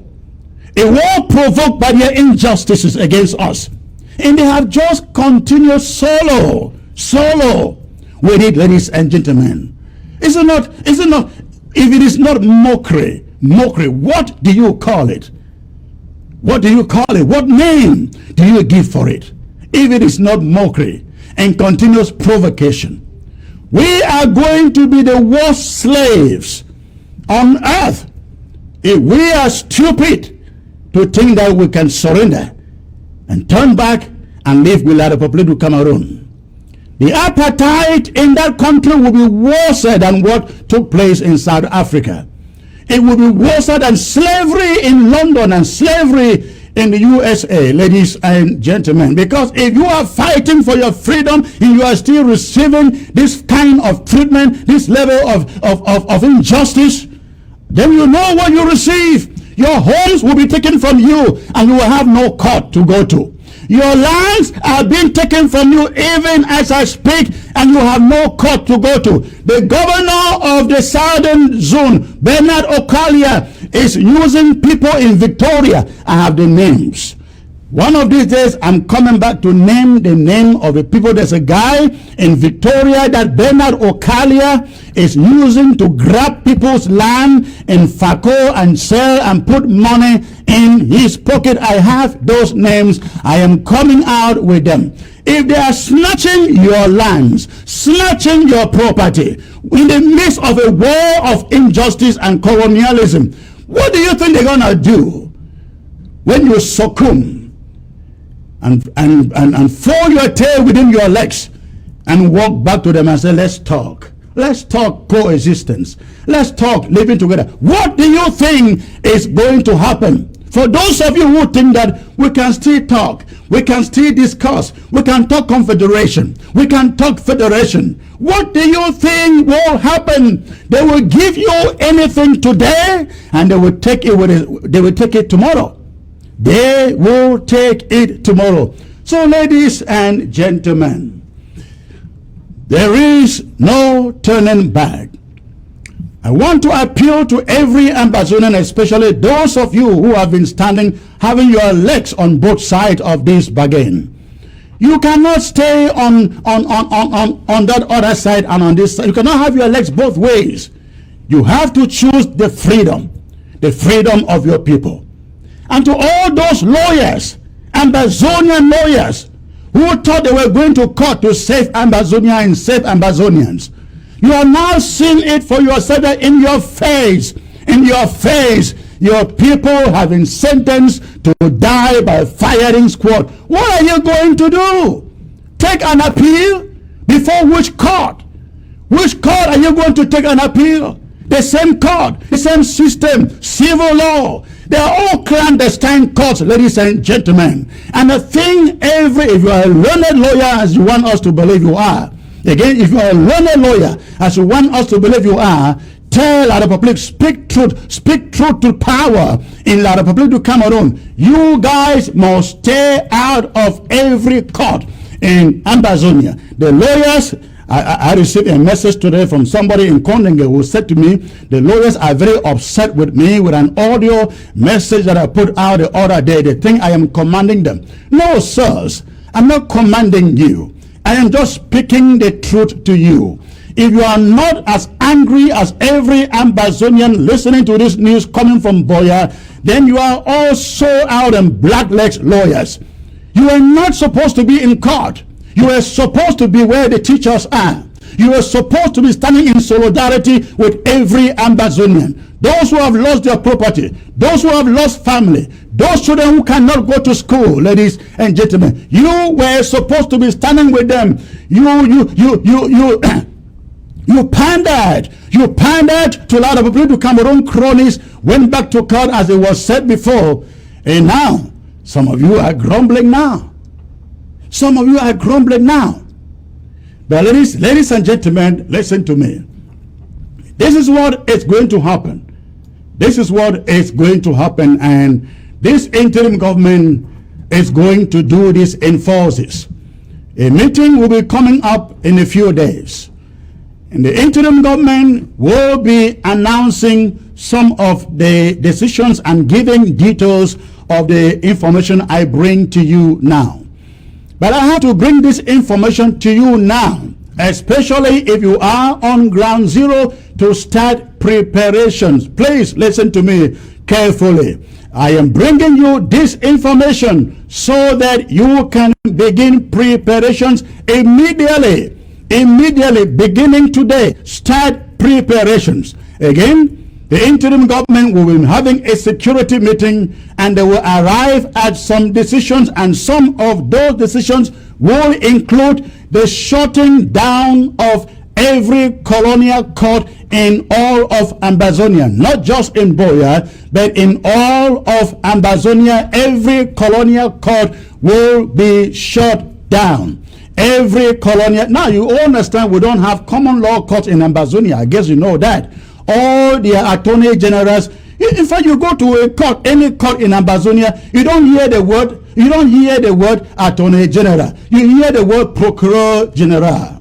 Procureur general. In every court, in my village, in my town, in Minji, where nobody understands a thing in French, it is the procureur general, who is the attorney general there, ladies and gentlemen. So, I think we are done with all these colonial vestiges in so-called courts. We are from today reminding all the judges, all the clerks, all the lawyers, the courts will be shut down in the days to come. I am not shutting them down right now, but I am passing out this information. We will come later with details of what will happen. But listen, the courts will be shut down whether they like it or not. We are going to show them we control our territory, we control Ambazonia, and I just don't understand why even by now, after 4 years, those courts are still there, sentencing our people and sending them to eternal imprisonments. I don't know why those courts were left to be there. They should have been raised down. They should have been raised down, ladies and gentlemen. So, but that is coming. That is coming. That is coming. Every court in Ambazonia, be it a lower court or a higher court, will be shut down indefinitely. Number two, listen to me. Listen to me. Number two, all schools in Ambazonia will be shut down. Will be shut down. Now, I am not contradicting the position of this interim government. The interim government has said the decision for anybody to open, a proprietor to open his or her school, depends on them.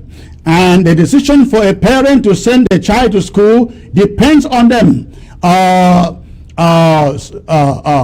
far as the security situation is concerned, it depends on them. But in the days ahead, ladies and gentlemen, we will shut down every school. Every school will be shut down. Now, this is very, very important. Take this seriously. We do not have the plan yet because I said this will be discussed. We will come back with the details. But we want every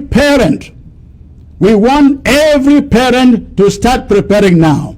Start withdrawing your children from any boarding school. Again, begin to withdraw your children from any boarding school.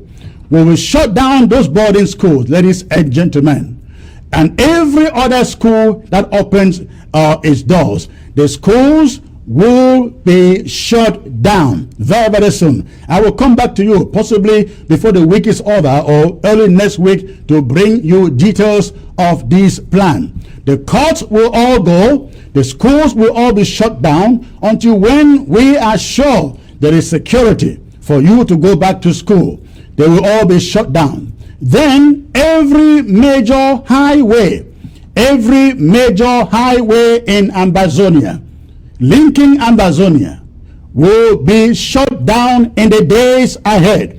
Every major highway, listen to me carefully, every major highway linking Ambazonia, be it in the south or in the north, those roads will be shut down. I am not talking about Bale Road. I am talking about all of Ambazonia. Those roads will be shut down, ladies and gentlemen. Again, the schools will be down, the courts will be down, and all the highways will be down. If you are a university student or lecturer, you are not excluded. The universities in Boya, in Bamenda, they will all be shut down. If you are a student there, look for where to go. Go and sit somewhere, protect yourself, avoid being a victim of any incident. It is not going to be easy. It is not going to be easy. I call it a storm. Again, I call it a storm. It is going to happen. It is going to happen.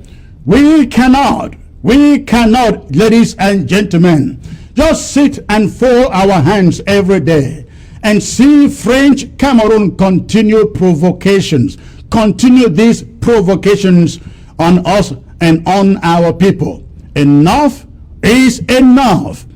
Enough is enough. Whether they prosecute, whether they fire those people in Boya, those 4 people sentenced or not, this will happen. Again, whether they kill them or not, this will happen. I think our Tunisia has come.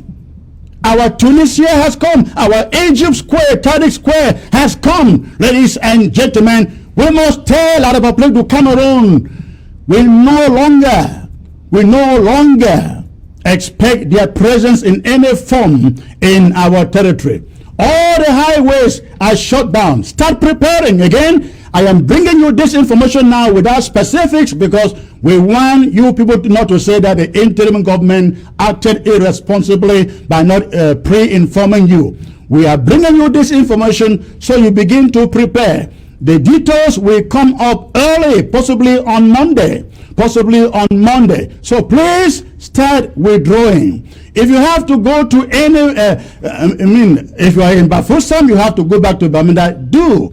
If you are in Douala, you have to go back to the Southern Zone, do. You have to go back to Boya, to Victoria, to Kumba, do. Leave before the day comes. If you are anywhere where there is a major road highway concern, please get back to your permanent destination before those roads are shut down. And ladies and gentlemen, this will be indefinitely. This is going to be indefinitely. Indefinitely doesn't mean forever. It means until we are able to revisit the situation given certain circumstances. So that is what lies ahead, ladies and gentlemen. Again, I bring this information to you so that you know this. But let me say this, ladies and gentlemen. This matter is it's a painful one. It's very, very painful, very, very provocative. We did not choose this war. We did not choose this war. Our teachers tried to negotiate an amicable settlement. They were scorned and rejected, and they were trying to be bribed. A lot of people tried to bribe them. They gave Tassan Wilfred, was it 500 million? And he said, no, he wouldn't take it. In this current dispensation, with all these other group leaders, they have tried to bribe our leaders individually. They have invited Dr. Sako to, secret meetings so that they can meet with him one-on-one. So that they can corrupt him. They invited him to meetings in Ghana, just one-on-one, so that they can corrupt him. They have invited certain leaders in this struggle to one-on-one meetings. The colonial PM, what is his name? Dion Ngute, has reached out to meet with some people one-on-one so that they can corrupt them. I remember there was last year, they called me and said, we'd like to meet with you and Dr. Sako. The meeting will be in Texas. We'll just have just a few of you. We said, oh, you want us to come and we will sit together and we think that there are no cameras, and then before we know, who did? Eli Smith did that. They will come and you will sit in a room and they will tell you no cameras. But you know what? They will wire the hotel and hang their cameras everywhere. And by the time you come out of that meeting, they will tell you everything is okay. It's just private. It's just within us. But before you know, the images will be in their media houses. They will be in their media houses. And they will say, we met with Chris Anu. We met with Dr. Sako. We met with this, with that. And you know, there are enablers out there, blacklegs out there, surrogates out there who will say, Sako has been paid. Anu has been paid. This person has been paid. You heard of the Swiss cheese, right? In fact, I was told that I got my own share of it, whereas I was never in Switzerland anyways. So, that is what a lot of public has been trying to do. Divide and conquer. They try to use money instead of saying, let us come to the table and resolve this conflict. The Swiss have been literally begging.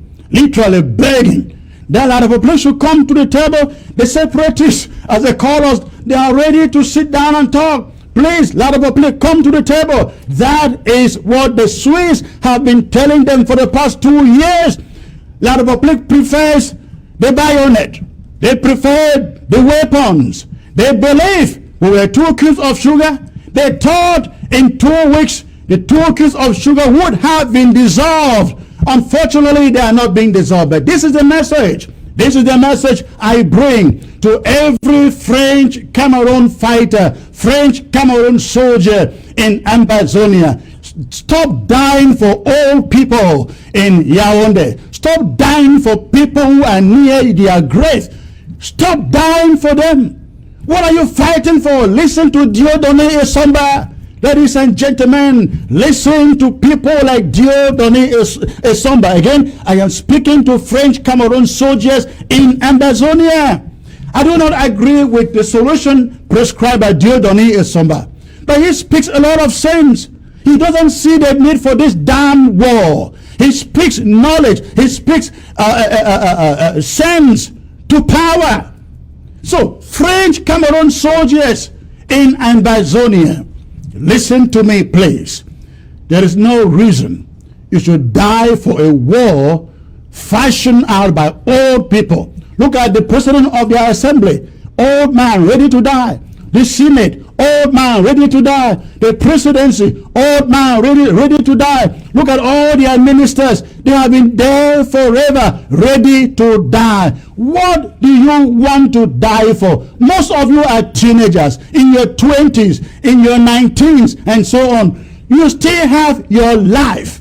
You still have a future ahead of you. These old people have no longer any future. They are trying to use you to buy the future, to secure the future of their own children. Whereas if you die, your own children will have no future. What are you fighting for?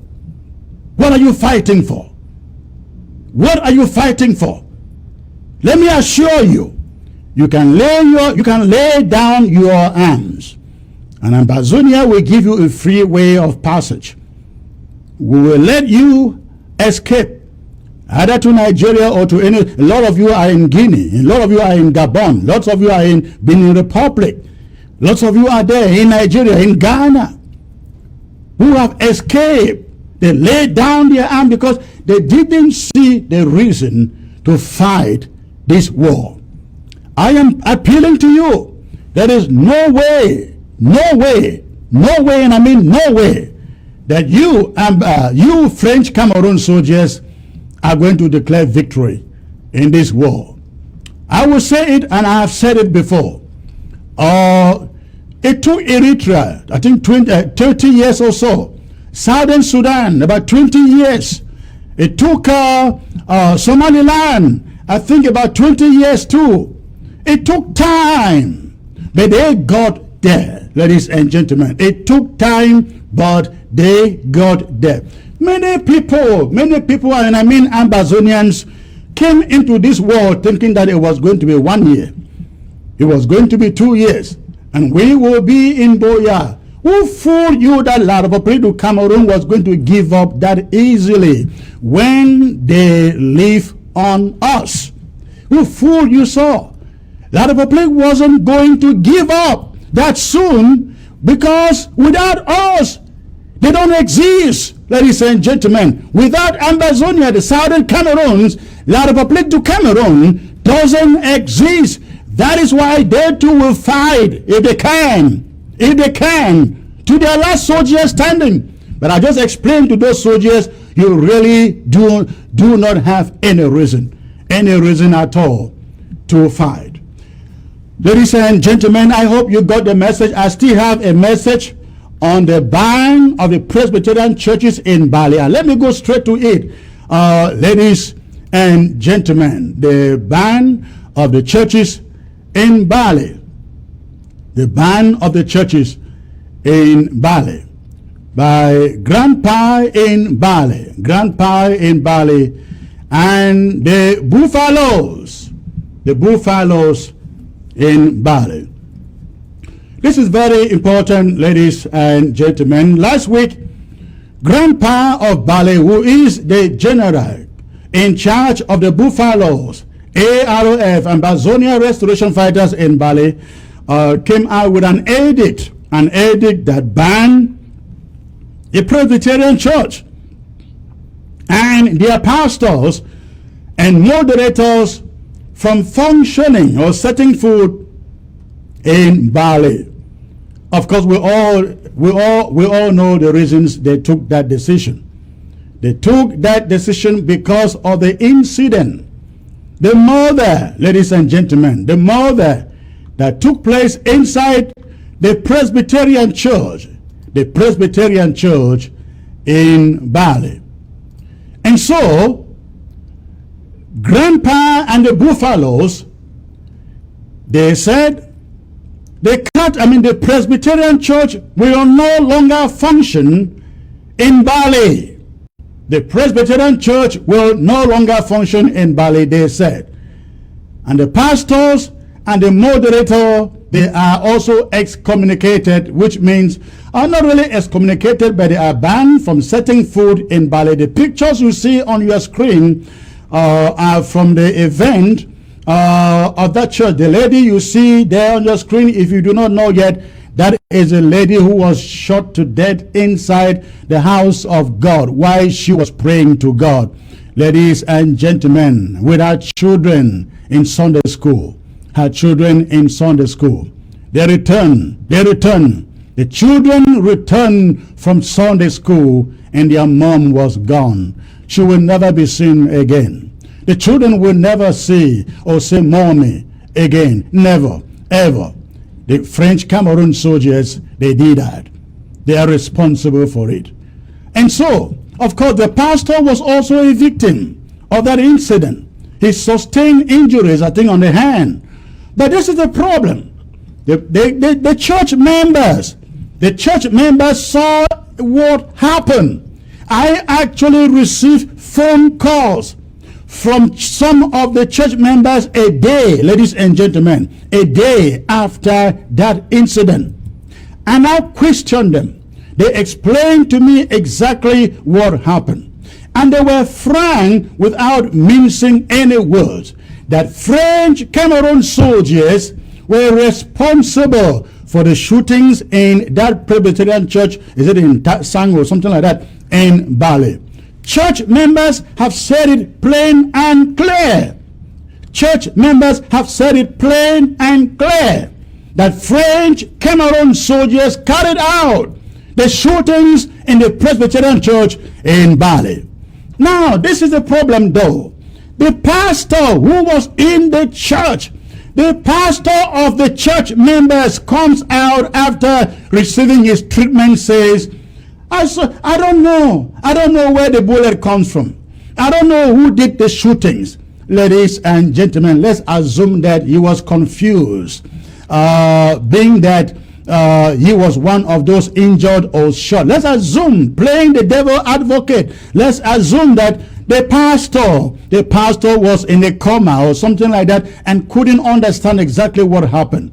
The first thing you expect the pastor to do when he gets back to his senses is to go back to the church members to ask, what happened? How did it happen? What did you see? What did you hear? The first witnesses are the church members.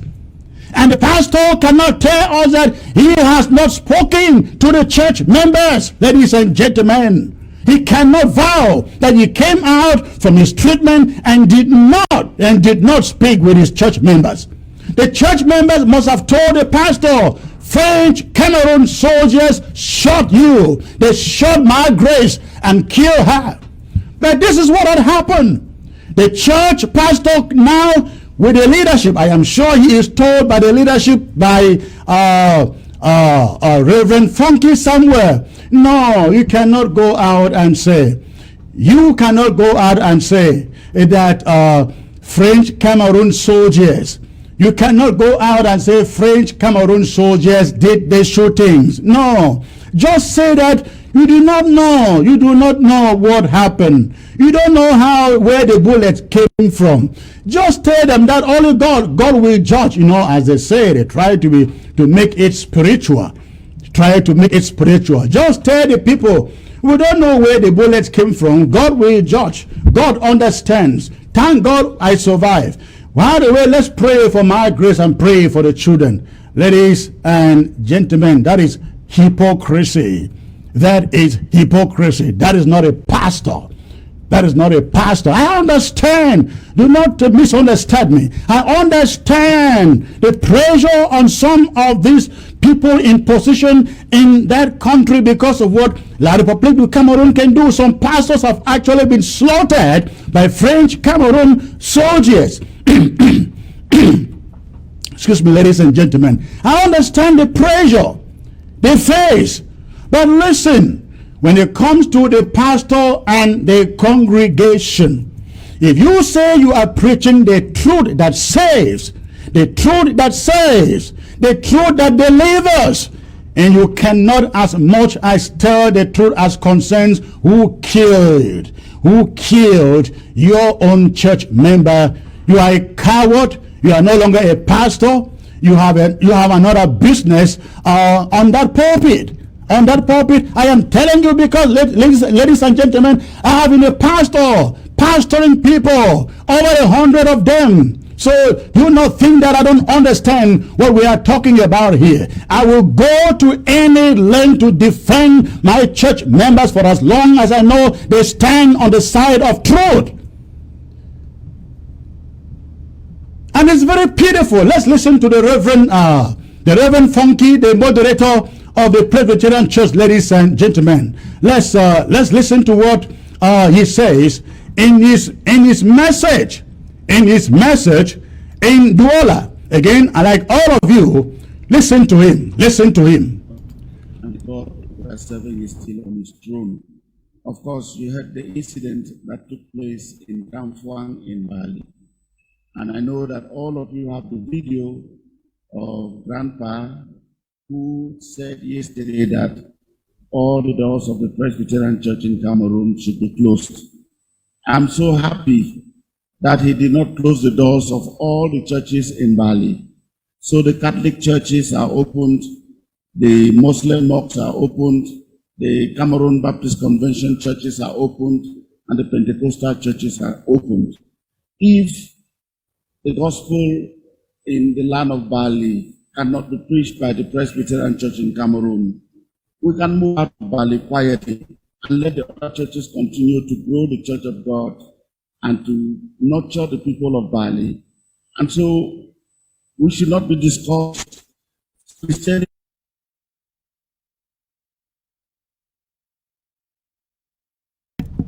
Now, ladies and gentlemen, that is the hypocrisy that I am speaking about here, about the Reverend Funky Samuel. That is the hypocrisy that I am talking about. You know, he comes and he spiritualizes it. You know, you can go to don't just worry. The fall of the Bali Presbyterian Church doesn't mean anything. You, the Christians, you can go to the Catholic Church. You can go to the Baptist Church. You can go to the Pentecostal churches. We are all brothers. We are all this. We are all that. What a shame. What a shame, ladies and gentlemen, of a man of God. I will ask you again as a pastor, sir, where do you keep your brothers and sisters? I understand that Presbyterian church in Bali was up to close to 500 people. Close to 500 people. I will die for them. I will die defending them if I were their pastor. Hello? I will die defending them if I were their pastor. Look at the arrogance. The arrogant, just go. We don't need the money coming from there. We don't care. You can go to the Catholic Church. You can go to the Baptist Church. You can go to the Pentecostal churches. Ladies and gentlemen, again, I am talking with experience here. A church is a community. A community. There is a bond within every church congregation. The people have built bonds for, just imagine that you have been in the church for 10 years, or just for 2 years or 3 years. Imagine the bond that you have built with people within that congregation. And when something happens, and all that your pastor tells you it is, instead of telling the truth and shaming the perpetrators, he says, just go to the Catholic Church, just go to the Presbyterian Church, just go to the Pentecostal churches. That is not a pastor. That is not a caring attitude, ladies and gentlemen. And I hope that the Reverend Funky is hearing me, sir. I will not do that. And I don't think any Pentecostal pastor that you quote will do that. They will die for their sheep. They will die for their Christians. It is not about money. This church thing should never, ever be about money. Because Ireland, you said also that I don't care how much money comes from Bali, it is not going to stop the Presbyterian Church. Again, that is what people quoted you as saying. Why should it be about money? Why? Why should it be about money? Why is it not about the people going to heaven? Why is it not about saving souls, nurturing them, and saving their lives, sir? Why? So, however, having said that, ladies and gentlemen, this interim government has said before, again and again, we are not in the habit of wanting to ban churches. Absolutely not. We are not, will never be in the habit of banning any church anywhere. Again, I have said it. A church is a community. A church is not about the leader. A church is a community. And a community is that immediate, the immediate neighborhood, the immediate local area. That is the community. In fact, many churches transfer their pastors. Their pastors are not the churches. The churches are the communities. The communities. And so we have made this very clear in the past. We will never be in the habit of banning any church on ground zero. In fact, you do that, you play into the hands of La République du Cameroon. You know, La République du Cameroon will rush out and put out a statement and get on television to Radio France International, all those their media houses, and tell them, you see, the separatists, we call them terrorists, and you people do not agree. See, they are banning churches, they are stopping children from going to school, they are burning down hospitals, they are killing people. That is what you do, that you play into the hands of La République du Cameroon. And so it has been the position of this interim government never ever to ban any church. However, in the particular instance of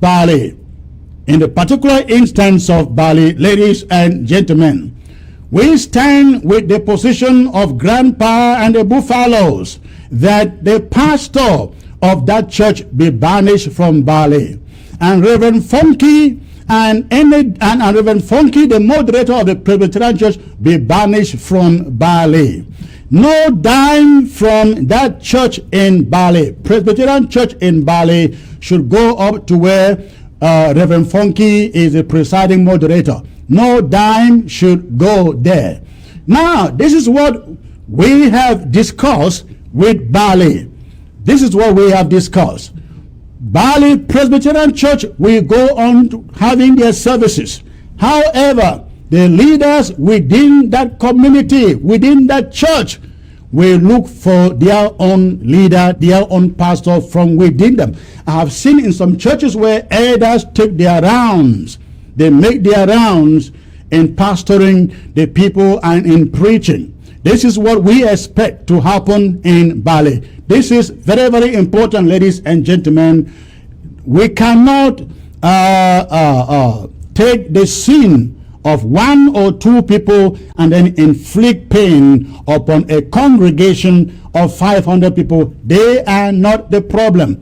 They have told us exactly what happened, and they are still saying it. They are not the problem. We will not punish them, but let them have their services, let them maintain their community. But the pastor will never set foot there until further notice. The moderator will never go there, and no dime from Presbyterian Church in Bali should go to Douala or Boya, wherever their headquarters is. It should not go there. And we will have spies. We will implant spies in that church. We will implant spies in that church and monitor and know exactly what goes on there. If a dime leaves that church and go to Boya or go to Douala or Yaoundé, again, wherever the headquarters is, then the church will be shut down. That particular one will be shut down. The Buffaloes of Bali, the restoration forces in Bali, they will enforce this. They will enforce this. We have heard some audios out there from activists asking all Presbyterian churches in the southern zone to shut down. No, we are not for that.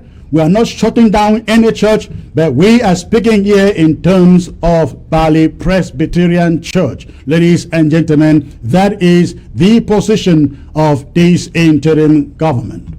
I will go back now to my panel. I will start with Bishop John, who has been waiting for a long time. I think he is gone. Bishop John, if you are still on, please. Okay, I see Bishop John is still here.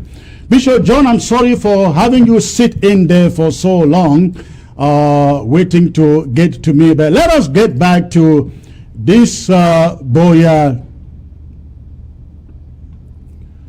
Bishop John, you are saying something? You are frozen, sir. Bishop John is frozen.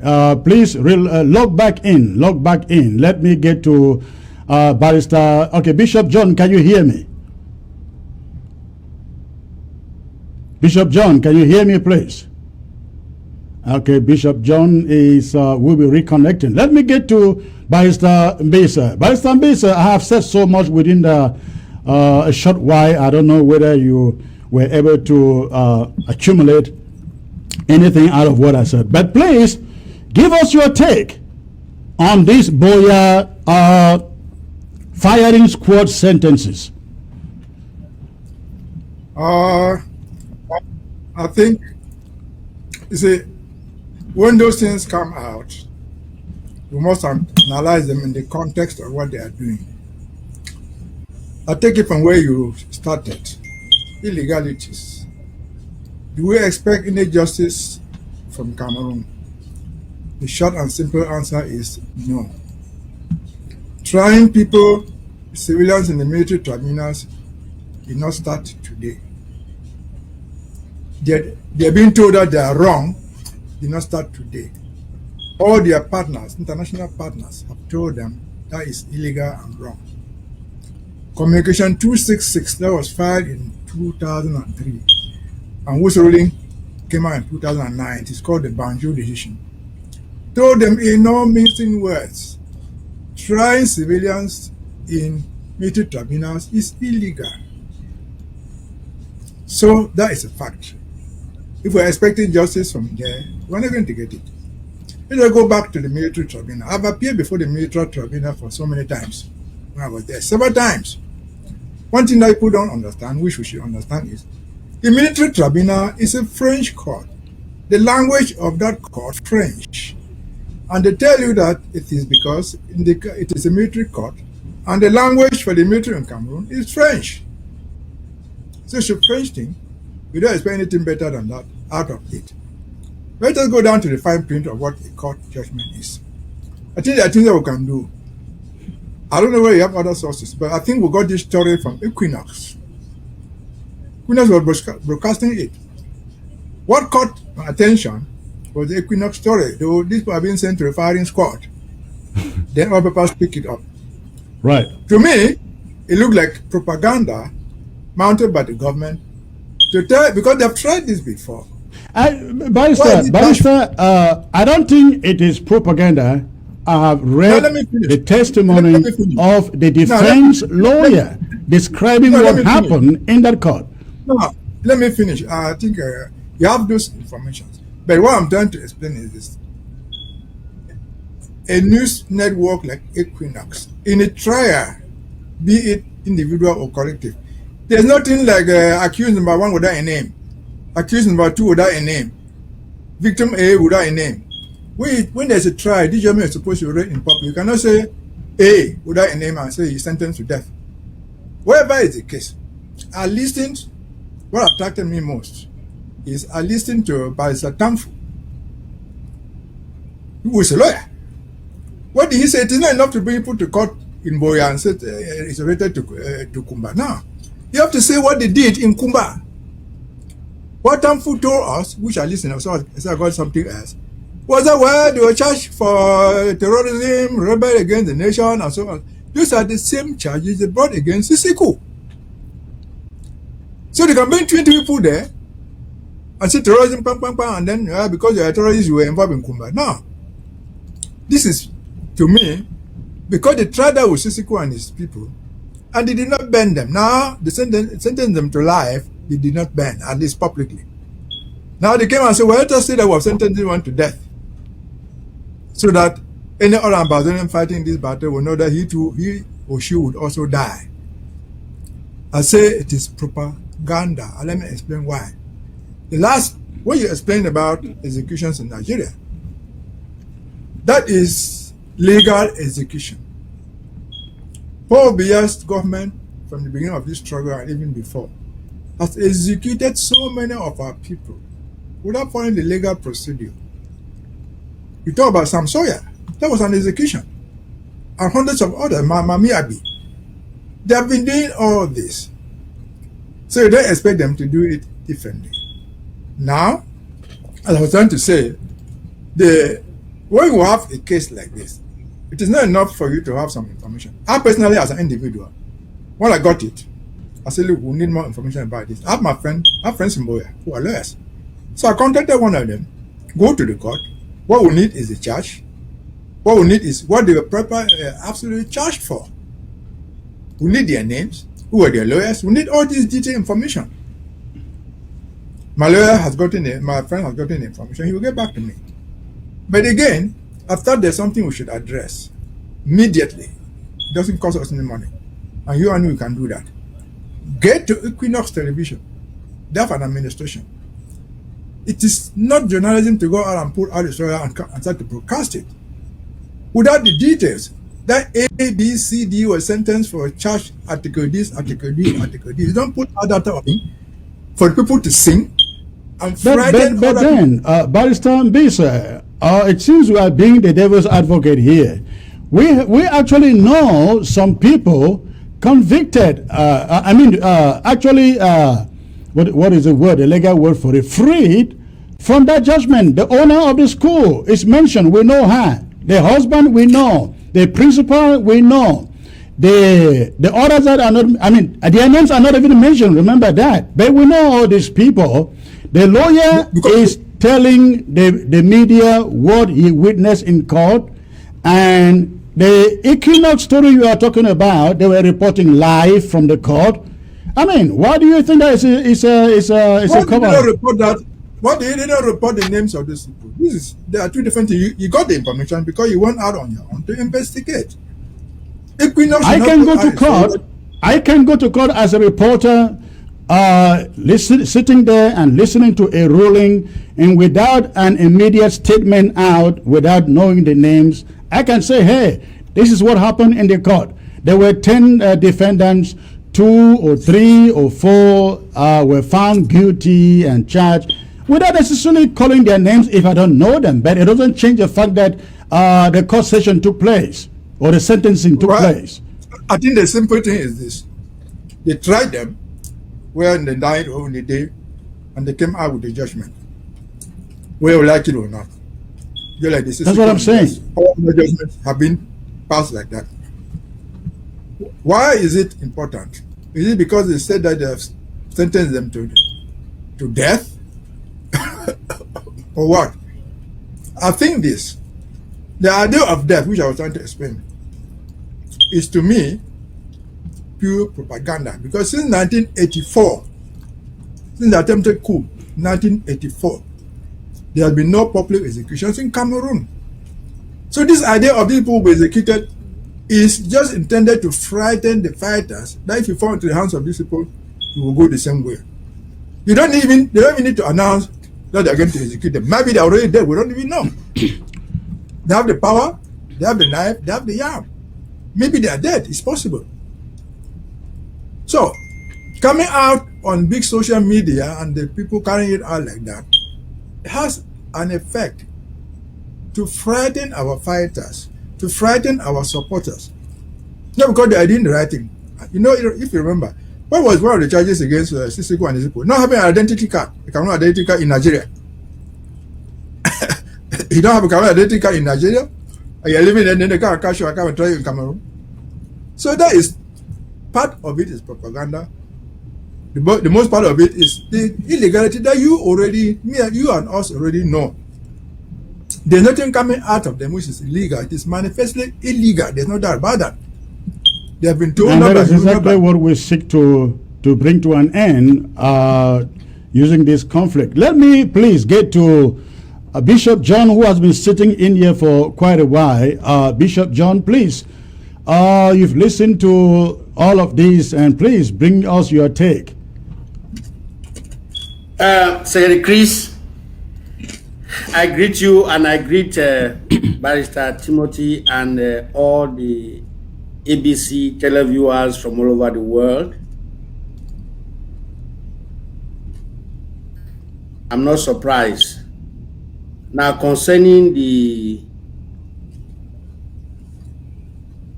Ambazonians, that is just a sham, like Barrister Timothy.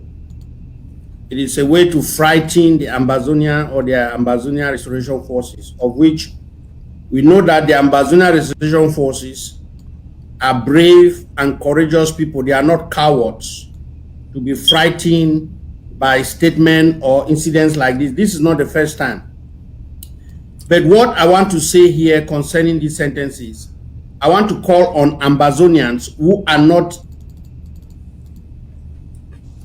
Ambazonian civilians, the teachers, the school people, the lawyers, and all the students, the farmers, mechanics, all.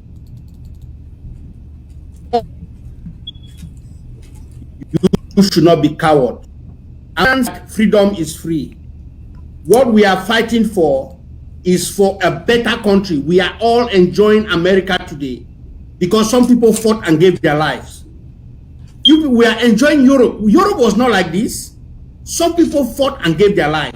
The Europeans sacrificed to make Europe what it is, used on the backs of Africans.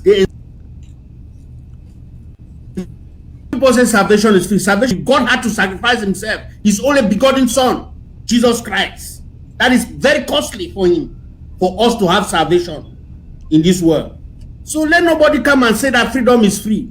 You think that you are going to sleep in your bed, go to the market, do your regular business, do everything, and because of all these things comfortable for you, you don't want the ARF to be fighting or to bring. Let me tell you, and some of you are the problem we are facing right now. So far as the sentence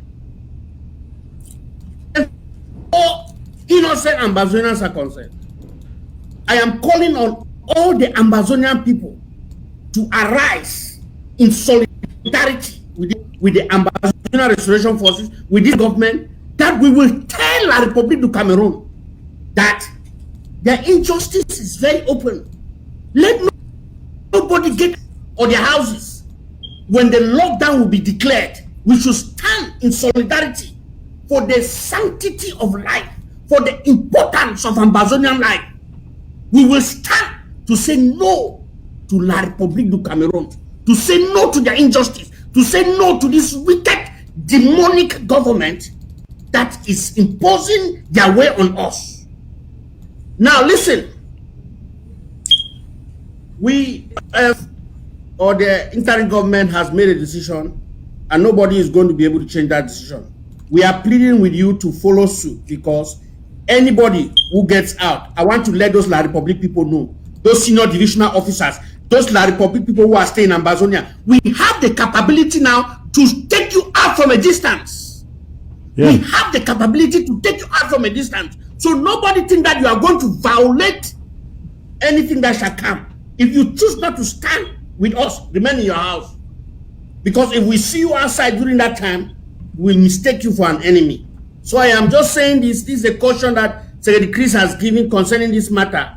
I am telling you that we are going to stand in solidarity with these people who have been innocently sentenced.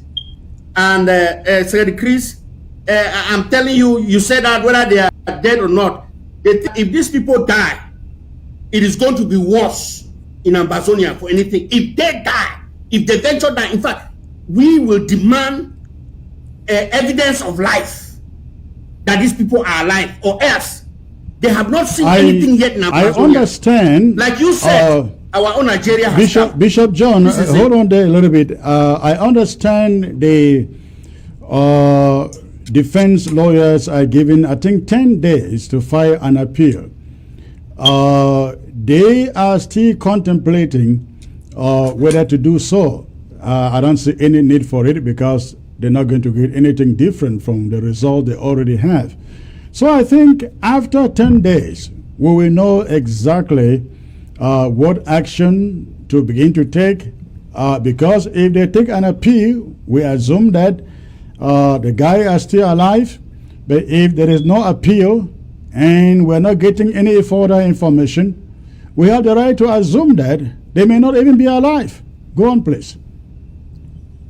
Okay.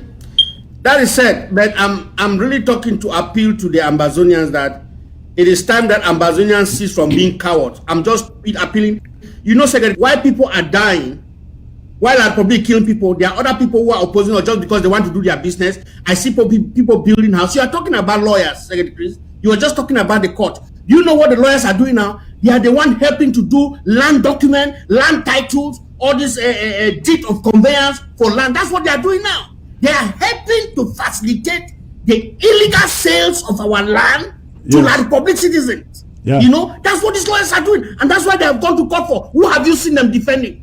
That's what I said. Who defend Ambazonia to the Supreme Court? What are they defending? They are just making their Bishop money John, to facilitate the sales of our property to Bishop John, a few months ago, I read more than a dozen names of lawyers in this TV. Lawyers who are out exploiting prisoners, detainees. They go to their families and they take millions with a promise, I can get to the Procureur General, I can get to the judge or the magistrate, and I give you a chunk of this money, your son, your brother will be set free. Nobody is ever set free, and none of those lawyers ever go back to those detainees. That's what is going on. Chris, can I just say something? Let me just clarify a point. What you're saying is perfectly right. What about lawyers? There's no doubt about that. But this is something legally. In Cameroon, if you are sentenced to death, an appeal is automatic. Okay. It doesn't matter whether you have lawyers filing or not, it is automatically appealed by the law. And that's why I go back to what I said. Just saying that A, B, C without names has no meaning because we don't know whether these people are alive or not. Okay. The case of Wazizi is an example. We should know that the sentence Anu to death, the sentence Mbesa to death. So we can challenge them, produce Mbesa.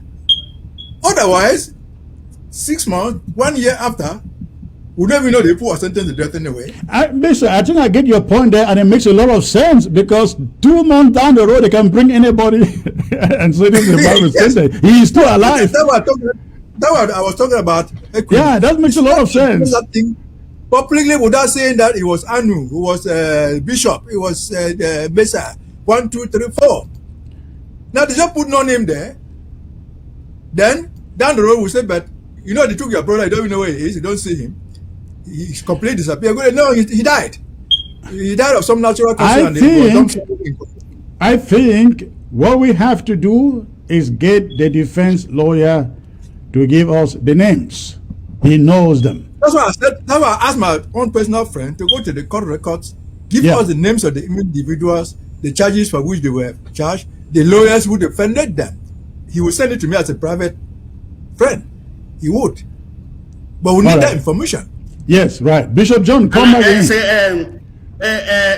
Barrister Mbesa, I know this public record, and he should be able to have it without any problem, right? Well, it is a public record. Is there otherwise, how do we that goes to the end of the day and somebody is sentenced to death? She have taken place for more than 4, 5, 6 days. Nobody heard about it. They would have been allowed to bring their witnesses, their brothers and fathers would have been there. It is officially supposed to be popular, but we don't know. I want us to talk about this idea of the ARF or the call by the Defense Department to ban this court, or if that's a decision that the Supreme Military Council is going to take. Now, Secretary Chris, I want to tell you that, just like you said, when the court started going back to, people started going back to court, that created some kind of normalcy and thought life was becoming normal. And now, you see, La Republic is forcing for schools to be going. When the courts are going and schools are going under this terrible condition, they are going to give the international community the impression that life has returned to normal. So these same lawyers who cry out and we came out to support them, they are the same lawyers who are throwing us, they are betraying us because of their stomach. Like you said that the guy prophesied, and exactly what is happening. You know that some of these lawyers have become real estate agents. Barrister Timothy, can you tell us if when you went to the bar, is it the job of the lawyer to actually start looking for land to sell? Is real estate sales or real estate business part of the bar licensing that you people had? I don't understand. No, this is the point. Admit it or not, some of the lawyers are so poor. They will do anything to get money. But that's besides the point. I think that this issue of lawyers and court is the simplest case we can handle. Whereas the colonial governors, the colonial duos, and so on are provided bodyguards. In a town, let me say Boya or Muyuka, you have 5 lawyers there on their own. If you bring down 1 or 2, that's the end of the court. Nobody is protecting them. Then we can handle it within seconds. So, the lawyers, there's no doubt that we have lawyers who are doing absolutely very wrong things. They're not doing what they're supposed to do. Some of them don't even know what they are doing anyway. But they pass for lawyers. I'm not here to challenge their, their ability to be lawyers. But some of them do so many dubious things besides that. How can a lawyer on earth be going to solicit money to go and bribe a judge? Yeah. How can that happen? I remember that in my days in Boya, what some friends in Douala, who is a company who did insurance cases, with money to bribe the judge. And I'll mention the judge because he's not dead. One day, one of them came from Douala, they give him money. But it's Justice Bawak at the time, he so rest in peace, sent him out of his office. If the company hire you, they hire you to come here and defend the case, not to go and bribe me. But that's been going on forever because some lawyers are more interested in money than the profession. Yeah. That's the fact. We cannot deny that. Not every lawyer is a good lawyer. No, you see, yes, the lawyers are people that we lean on to, who are supposed to uphold justice in the land. But instead, our lawyers have become cowards. I really praise lawyers like a barrister who is talking with us here, Barrister Timothy, Barrister John Saw, and other brave lawyers who have been standing with us regardless and speaking the truth in the midst of this. These are courageous people. But the rest of the other lawyers, they hide in the back, sending text messages, and they're only trying to scam money. I see them sending text messages overseas and trying to find a client for land sales. And this is how they are just selling our things. So we are telling the lawyers that you should back up. If all Ambazonians will group together, we are going to win this war very quickly. We are going to get our country quickly. But the people who continue to make this fight long for us are these cowards. People who are cowards, who think that we can get freedom by giving nothing. If some people are giving their lives on the line, you cannot give up work and money for 2 weeks, for 1 month, for 3 months. You cannot stay in your house and sacrifice and fast when somebody is dying. Sacrifice? This is what is holding us back, Secretary. All those blacklegs and enablers. These are the enablers who are still enabling the colonial system in our land and making us difficult to go to Boya very quickly. That is it about the lawyer, Secretary. I don't know if you wanted us to talk about any other aspect, because I have something to say about the church. We will get there really soon. But let me make this point very clear. There are a number of lawyers, and I don't know all of them, who have done a wonderful job defending some of our people in Douala, in Boya, in Bamenda, in Yaoundé. We cannot mix everybody into the same basket. And we there are few of them, Secretary Chris. There are few of them. Yes, no, there are few of them. There are few of them. We truly, I appreciate them. when my mother was locked up, my sister was locked up, the lawyers who defended them, they did it without asking, some of them, not all of them. We had like about 3 lawyers. Some of them did it without asking for a dime.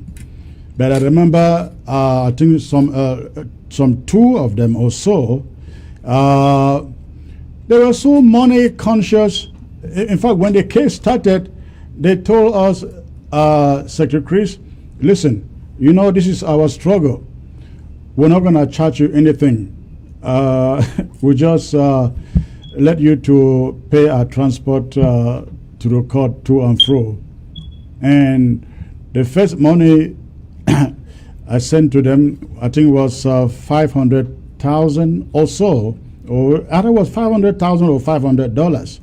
It wasn't even 2 weeks, and another transport money to the court came up. We paid that one. Another 1 month after, another transport money. And so when I realized that was all, no, when they don't tell you what you have to pay, it's all about transport, it's an open check. And so when I realized that this transport thing was becoming a regular thing, we said no. We started talking to different lawyers, and the other lawyers who follow it up to the end asked no dime.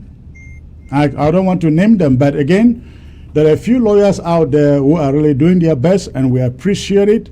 But please, in Ambazonia, going forward, forget about lawyers, forget about the courts. They are over. All right, let's move over to the Presbyterian Church subject, Bishop John and Barrister Mensah. You listened to my monologue on aid, and are we wrong? We have discussed this. Our position in the church has been, for the church has been, we will never, as a government, ban any church, because the church is a community of people. They have built bonds within themselves, and to say, hey, you can't meet, I think is rather totalitarian. So, we reiterated the position of the church. We've spoken to the people in Bali and the Buffaloes.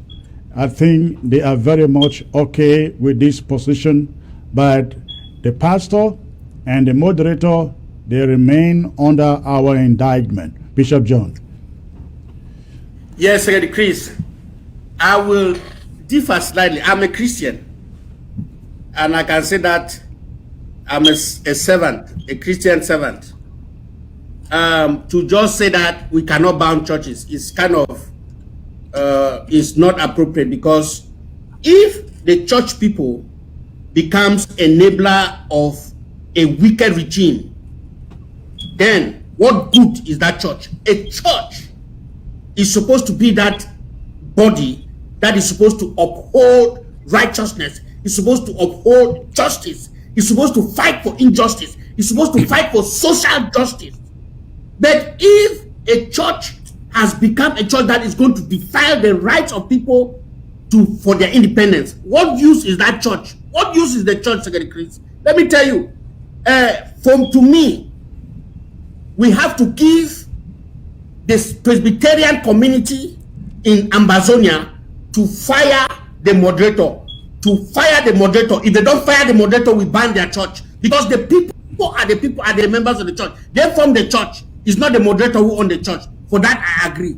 But if they are going to be allowing a leader who is going to be conniving with a wicked regime to come and impose suffering on the Amazon alive, we're going to hold the Presbyterian Christian responsible to hold their leaders to justice, and they should fire that moderator. He should be fired for speaking in public and for taking side with men. He is a coward. He cannot say to the face of the public, you are wicked, you are killing our people, and instead they care about making tithes and offering. They care about making money. They care about extort. Sir, let me tell you something. I want to go a little further about the church. Let me tell you, most of the churches we see today, they are money-making church. Let me tell you, when I was in the Presbyterian church, when the Presbyterian church want to build a secondary school, they will ask everybody in the church who will contribute money for that Presbyterian school. But let me tell you, Secretary Chris, over 60-70% of the people in that Presbyterian church, they cannot afford to send their children to that school. But everybody contributed for that school to be built. You hear me? These are people who are just making money and side with the government just because they want to be making money. They don't care about the freedom of Ambazonia. They care about the money that they want to be making. And these are the people who are making life as if life is normal in Ambazonia. So, Secretary Chris, I will really look very careful at that idea that we cannot ban a church. If a church becomes an enabling force to the enemy, they can be banned. That's what I will say. Well, Bishop John, listen, I really don't think I totally disagree with you, but in this particular case, we are, I think, on the same footing. We are talking about the leadership. The members haven't done anything to us wrong. You remember I said we are setting spies in that church. If a dime should go to Reverend Funky's control, whether in Boya or Douala, wherever the headquarters is, then that church, that particular one, will suffer. So yeah, I think there are situations where we can do exactly what you have said. But for now, the people having wronged us, in fact, they are the one telling us, a lot of people, Cameroon soldiers shot and killed one of them. So we stand with them. But the moderator, as you said, if he just continues, we will have to make sure that the Presbyterian banish him from that congregation. Okay, Balisambisa. Thank you. Okay, Balisambisa, hold on a second, let Bishop John finish the talk. Okay. Yeah, Senator Chris, I don't think that banning the moderator from the Presbyterian Church Bali is enough, because this moderator is working for La Republic and is promoting this La Republic agenda all over Ambazonia. So banning him from Bali doesn't make any impact. And you still leave the church is functioning, everything, and no, it doesn't make any impact, Secretary Chris. That is just useless. This guy should be fired from the Presbyterian Church. We should hold the entire Presbyterian Church of Cameroon responsible for letting somebody like this, who is siding with the evil government, to suffer the people of Ambazonia. That's what I just want to say, please. All right, Balisambisa. I would rather suggest this. Let us frame a policy that will cover all the churches. And this will be how we should go in these lines. Any church leader, be he a pastor, a priest, a bishop, whatever thing in portion of church leadership, who abuses his position to betray Ambazonia, shall be held accountable as an individual. This is because, for example, we're talking about the Presbyterian Church. I'm not very sure that call it Bali. Maybe there were 500 Christians there. If the government wanted to bribe the Bali community, they will not come there and give your mother or my mother who is inside that church kneeling on the ground 500 francs. You give it to the pastor. Right. So they are not going. The poor woman who comes there just to make the rosary or whatever thing and pray, she not made to suffer anything. If that pastor, if that priest, if that bishop abuses that position and works someone up there, we'll follow him as an individual. This is how the process should look like. I don't know how we'll put it down in fine print. That's how it should look like. Because a church, in the essence of it, is not the pastor, it's not the building, it's the community of people, like Anu has said. Several thousands of people who come together to worship. That's how the Christian church grew up. From the time of Peter, from the time of Jesus Christ, the church was a community of people. So we cannot punish these people for the acts of their leaders. That said, let me go back to what I think the moderator already gave us the answer. He said he had ordered the withdrawal of his pastors from Bali. So fair and good, they are gone. So the Bali community of the Presbyterian Church should handle their own affairs in the way they liked it. They probably never had a say when they were choosing the moderator. Neither do Christians of the Catholic Church have a say when they are choosing a bishop, even a priest. They are not elected. Again, this is what I see wrong with the moderator. The moderator does not appear to know many things. and seems so incompetent in the position he holds. The moderator, to the best of my knowledge, doesn't live in Bali. He probably lives in Buea, thousands of kilometers away, hundreds of kilometers away. So he was not expected to know because he was not a witness in the event. Correct. The pastor who was presiding, he was inside the church. The firing came from outside. He was not supposed to know. The gun came from outside. So he could not know. What they needed to do was simply to do a credible investigation of their own. If the moderator sitting in Buea appointed 2 pastors plus 2 catechists, go there and find out from the people what happened. They will talk to 100, 200 Christians who were in church. And they will to tell you, I saw this boy, if he's Amba, he's the son of Mr. YZ, who shot the gun. Or this is the military who did it. That is credible investigation. And that has been done before. All of us remember Ngarbo. When Ngarbo happened, the people said, no, what nothing to do with it. What nothing to do with it. But there's a church community there, a Catholic community there, that belongs to the Diocese of Kumbo. The bishop did not go there. The bishop sat in his office. And what happened? Teachers who teach in that place were able to make a report with a fine print of everybody who was killed, the age, the class, and so on and so forth. When this information came out, the people had to escape by saying, no, okay, we are responsible. So when you hear the moderator saying that he wants a credible investigation, what is he talking about? It means he doesn't even understand Cameroon where he lives.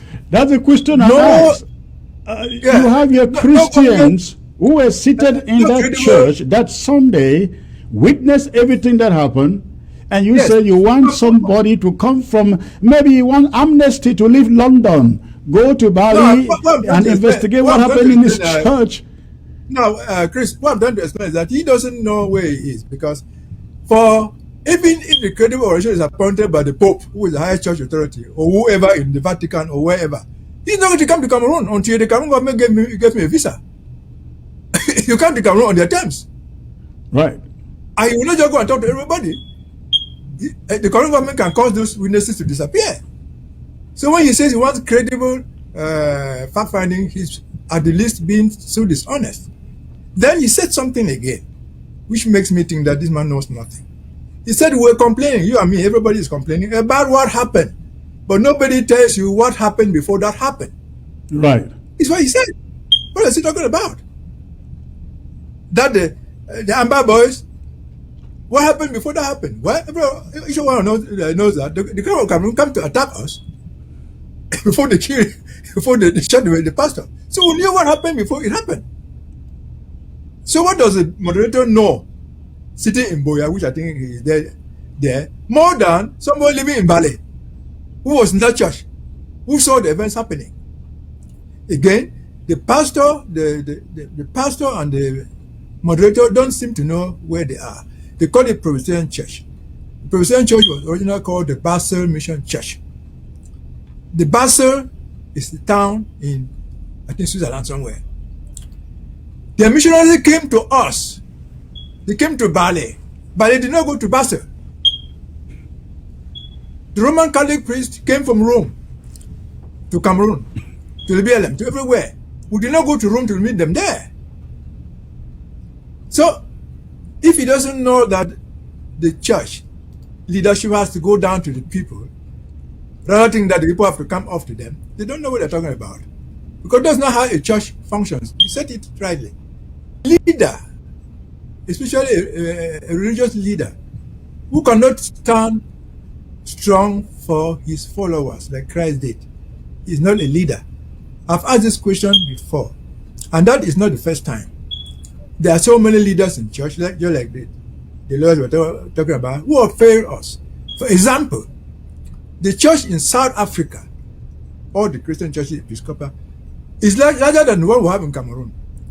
But among the pastors in South Africa, how many Desmond Tutu were there? Only one out of millions. So these people, they have so much human feeling that they don't seem even to know what they are supposed to be doing. They are supposed to die for the people in the follow Christ. Christ died for us. Not to run and abandon the people and pulling my pastors out Well, his interest is money because he says without ballet, the church will still have money. No, sir, Mr. Moderator, the church is not about money. It is about souls, and souls are morality. Thank you. All right. Thank you. Bishop John, before you come in, let me announce we'll be opening the phone lines. But remember, before you call, make sure the volume of your TV set is shut down so that we're not having an echo in the background or noise in the background when you call. Again, before you call, make sure the volume of your set is turned down. Bishop John, go on, please.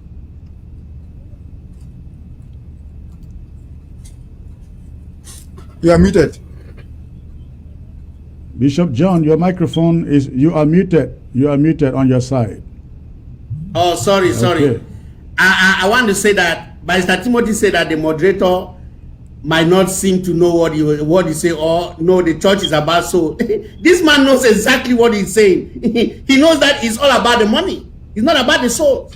Now, Barrister, since this revolution started, how many pastors or priests or reverends have you seen stood for the revolution? Very few. And some who stood like the Nkiadem, the backflip, the flip-flop. You know, so you see that the church is all about money. All they care about members leaving their churches, offering that they are going to lose, or their retirement they are going to miss, and all this. And look, if I'm going to align what the church is doing, let me tell you something, Chris. I think that the church has lost the purpose of the church in the world, which is to save souls and to empower those souls. But you see, the church, some of the churches like the Presbyterian Church and the Catholic Church, they have become so economically powerful that the wealth, that wealth is only enjoyed by the elite or the pastors or the reverend or the moderators or the Roman or whatever, you know. But the members who contribute to that church do not benefit. I can tell you, up to 70% do not benefit from that wealth, except the rich elite who can afford to send some of their kids for very high school fees to some of their universities and to some of their secondary schools. But the common farmer who contributed money, when I was there, you'd see YP, we were YP, Young Presbyterian, they would charge us to contribute money. Our mothers will be contributing, our parents, everybody in the church will contribute money to build a school. But some of us, Nala, we could never see because we were poor. We could never see the four walls of those schools. Only the rich people, the government people, the well-to-do, we send their kids to that school. But we contributed money to build that school. And that's what is happening with their hospital, everything. So how good is the church to the community, my friends? How good is the church to the community when the church has become a money-making machine? The reverend, the moderator is very right. It's about money. It's not about souls anymore with the churches in this Cameroon, in Amazonia.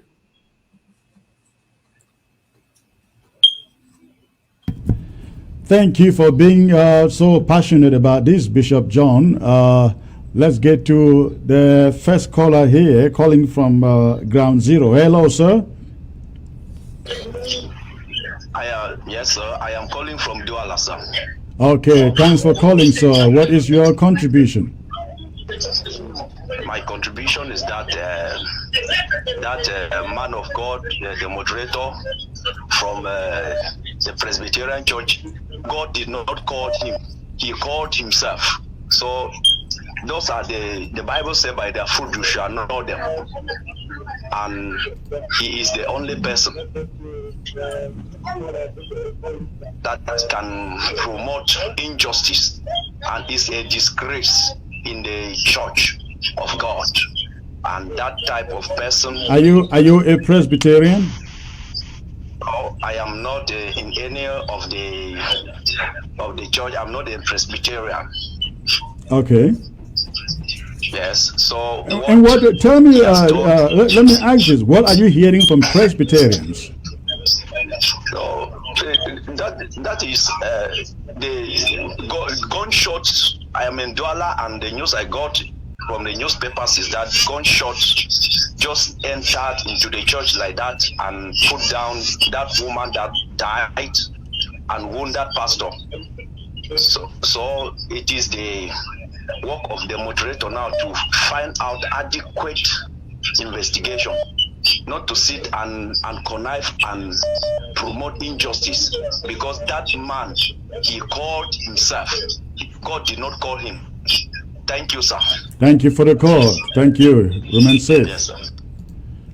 Okay, let's get to the next caller here, ladies and gentlemen. See Ground Zero calling. Hello.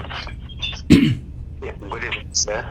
Good evening, sir. May I know where you are calling from, please?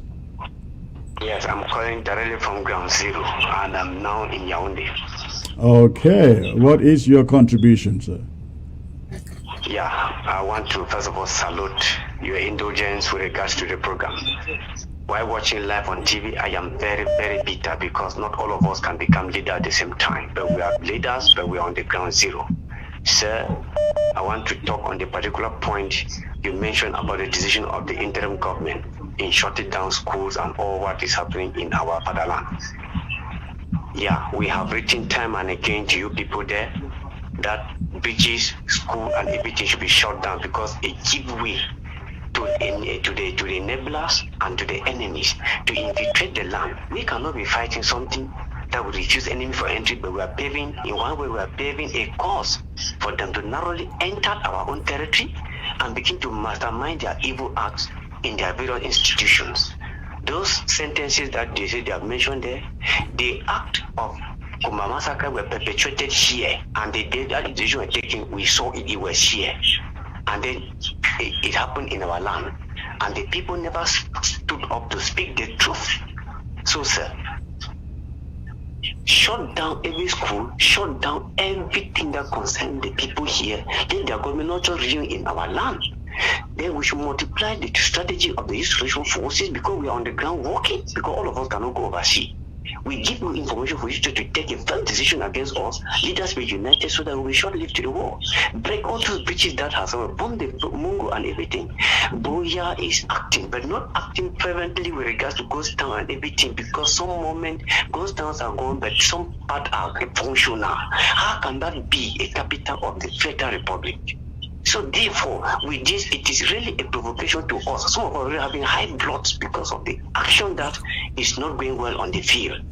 Please and please, you are all members of our government and we are listening to you. We give you the information, implement it, and let all the restoration forces be there. Why are we drafting? We are drafting for what? We are drafting to make sure that we get out things quickly so that our people can have relief. Many things are going on that you are not informed there. We have all the Catholic and all the archives. They are in our disposal. That on the day will come that we shall now expose what was happening there. So my dear people, I beg, we should kick the enemy as we are kicking the football out of the football pitch. And totally it will never again go to that pitch for player. So my dear people, we should break all the breaches that is linking that COVID, shut down all the decisions that you have put, which we are very happy to hear. All highways be locked down, everything blocked, no movement from La Republic to Amazonia, no movement of any car irrespective of what. That one should be indefinite forever. Because our people can just survive with this and everything. School should be shut down and let us work with preparation on the 1st October. So, sir, that is just my contribution.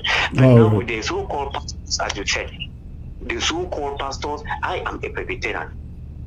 I have been a Presbyterian, though I am also a pastor now.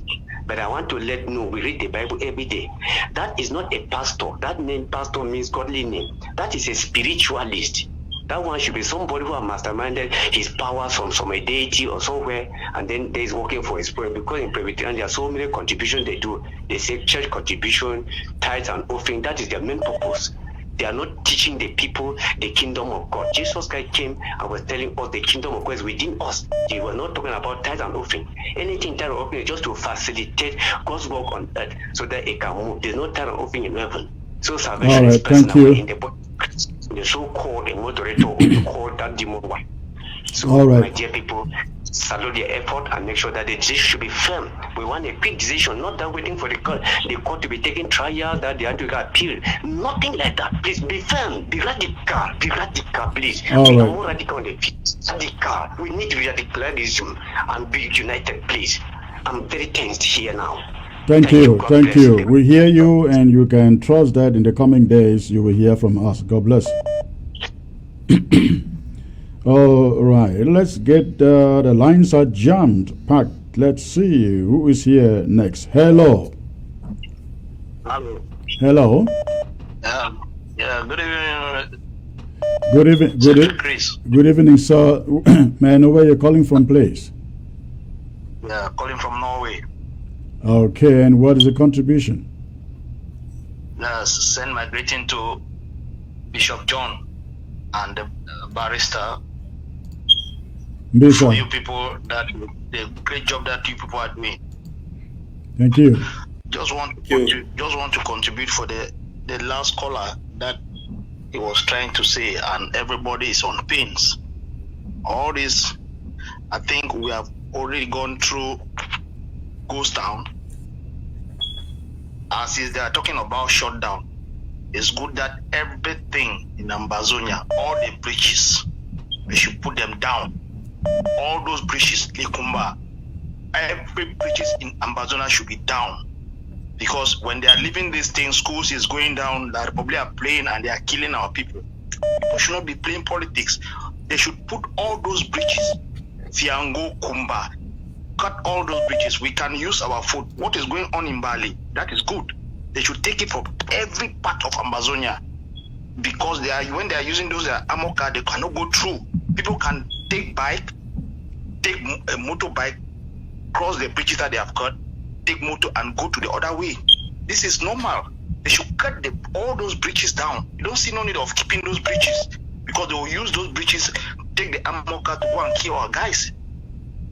All right. That is my own contribution. Thank you. Appreciate that. We can only bite what we can chew, right? So I know that people are very passionate and emotional out there, but we can only work with the amount of resources at our disposal. Let's get to the next caller here. The phones are jammed up. Hello. Hello. Hello. Okay, that's a bad connection. Let's get to the next caller here from Ground Zero. Hello. Hello. Good evening, sir. Quite some noise in your background there. Yes, I'm calling from Berlin. No, it's pretty calm here. It's pretty calm here. I don't know where the noise is coming from. It's pretty calm here. All right, go on. You're calling from Bamenda. Okay, what is your contribution? Yes, I want to key up with the last two callers. I'm very, very happy. Good evening to the other gentlemen, by the way. I'm very, very happy at the stage. The stage being set for the evolution of the spirit, because I've always maintained that this war would long have ended, and this country would long have been established if we have been more serious, more realistic, more foresighted. Because we have been taking a lot of chances. We have been taking too many chances. We are dealing with a dangerous, primitive, demonic enemy that needs complete sacrifice to do away with these phones. But school going on, course going on, the activities that are not supposed to be there are going on. Ambazonas are not even as dedicated as they're supposed to be to this course. So this new policy of shutting down the territory completely, I endorse it completely. This is what we need now, so that this thing can be done away with once and for all. There are no enemies. They are striving because of our carelessness, because of our negligence. If we communicate accordingly. All right. Yes, thank you. The message. Then secondly, sorry, 1 minute.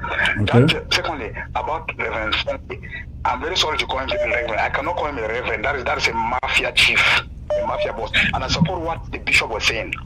That the representative must be compelled to get rid of that criminal. Yes. He must be compelled to get rid of that criminal. We can no longer do with him. From the beginning of this revolution, he has been an agent of the enemy. It must be done away with. Yes. So these are my contributions. Thank you very much. Thank you, sir. Thank you. You guys remain safe over there. Okay, again, the phone lines are jammed. Let's see who else is here. Hello. Hello. Hello, sir. Yes, sir. May I know where you are calling from, please? I'm calling from Gabon. Calling from Gabon. Wonderful. Watching on ABC Amba TV? Yeah, we have it all over in Gabon. Oh, wonderful. Great to hear that. What is your contribution, sir? Yes, I'm appreciating what you are doing. We thank you very much. Let me see with pigeon. Okay. We thank you over. Which way you the drum? It will not be easy for some person like you to do that work. Because which way you drum? If they give for even for 100 people, they know drum. And we beg you, let me continue. Let people not discourage you. Because which way they drum now?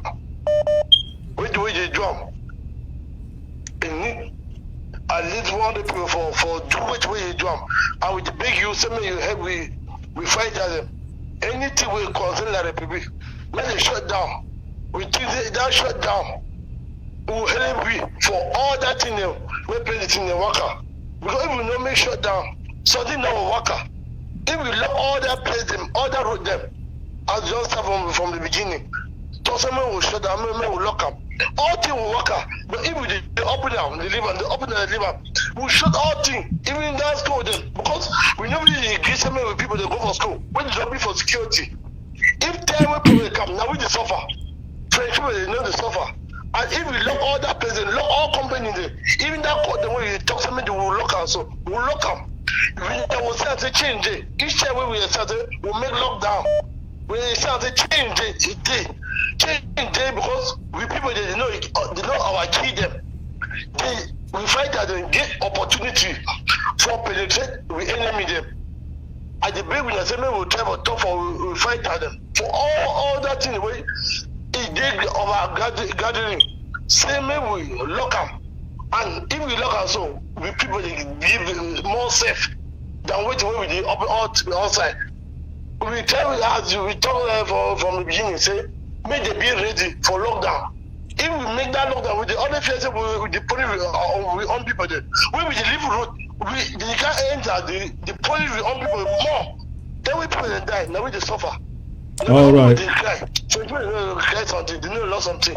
But at the big you, if you there for position, if you talk, say if they make that lockdown as you don't talk say by Monday, you make it so. If they make it 2 months, block all things, something no come out, something no enter. You will say we people security pass. So all right. And I tell you. All right. Thank you, sir. Thank you. Appreciate your call. You guys remain safe. As I have indicated in my talking points here, we want every Ambazonian on ground zero. Please prepare. Get food home. Get water home. Whatever you need home, get it home. We will be coming back with specifics on what we are trying to do here, that we don't want to surprise you.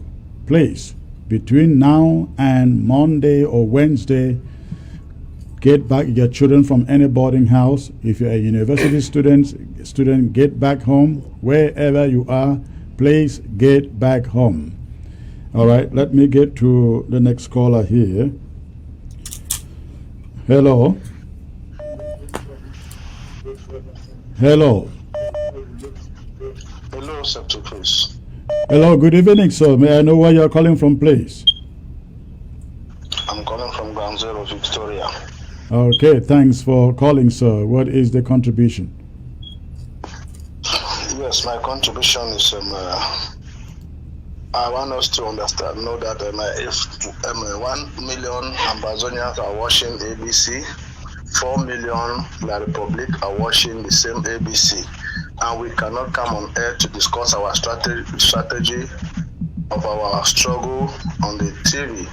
So I want to make our Ambazonians brothers to know that there is a plan going on, what to do and how to get to it. So they should be praying and keep calm and follow what the restoration forces are, the command and the order they are giving to them for them to be saved. And for the man of God, there is a mixed feeling in Presbyterian Church. There is a mixed feeling in Presbyterian Church of all what I've gathered and investigate. There is a mixed feeling. The Christians are not happy from his statement, from his behavior, and since he's the moderator and some are afraid to talk, the Christians in Presbyterian Church are not really happy for what he has come out to speak, and they are saying that he's not more fighting for the souls of the people, he's only looking after financial interests. So people should know that we are in a struggle, and in this struggle, whatever thing any man is saying, somebody is saying, the person must mind his or herself what is coming out of his mouth, because when Ambazonia will march to Boya, they will use all his words to judge him, he or she. Be a reverend, be whosoever you are, nobody is bigger than the millions of Ambazonia. We want to beg our people just to be informing us. There is a immigration investigation force that is on the ground doing what they are doing. They will come out with the truth of everything. And even the man of God that was being shot, wounded by the bullet, we know that it is out of fear and out of pressure that he is not saying what the truth. But we just keep God to judge them as men of God and their conscience to be alive also, if they truly call themselves men of God. And I want to beg everybody to stay safe, because from the days ahead, things will not be the way they are expecting. From now till October, things will not be the same. They should be very careful. And our restoration force should know that many people are dressing now like rascals, putting earrings, plaiting their heads, and moving with automatic pistol in their body. They should be very careful. All right. Thank you, sir. Thank you for the call. Thank you for the contribution. Let's get to others who have something to contribute. Okay, sir. Thank you. Thank you. Okay. Again, the phones are jammed packed here, and I love it when it is Ground Zero calling. Hello. Hello. Please, when you call, be ready to speak when your call is picked up. Okay. Hello. You just called before, sir, correct? Yes, sir. I heard it before. Please, let's give the chance to somebody who hasn't called. Thank you. Okay. Hello. Hello. This is a poor connection. Let's get to the next caller here.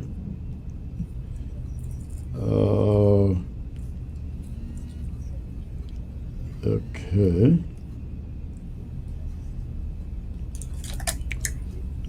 Hello. Hello.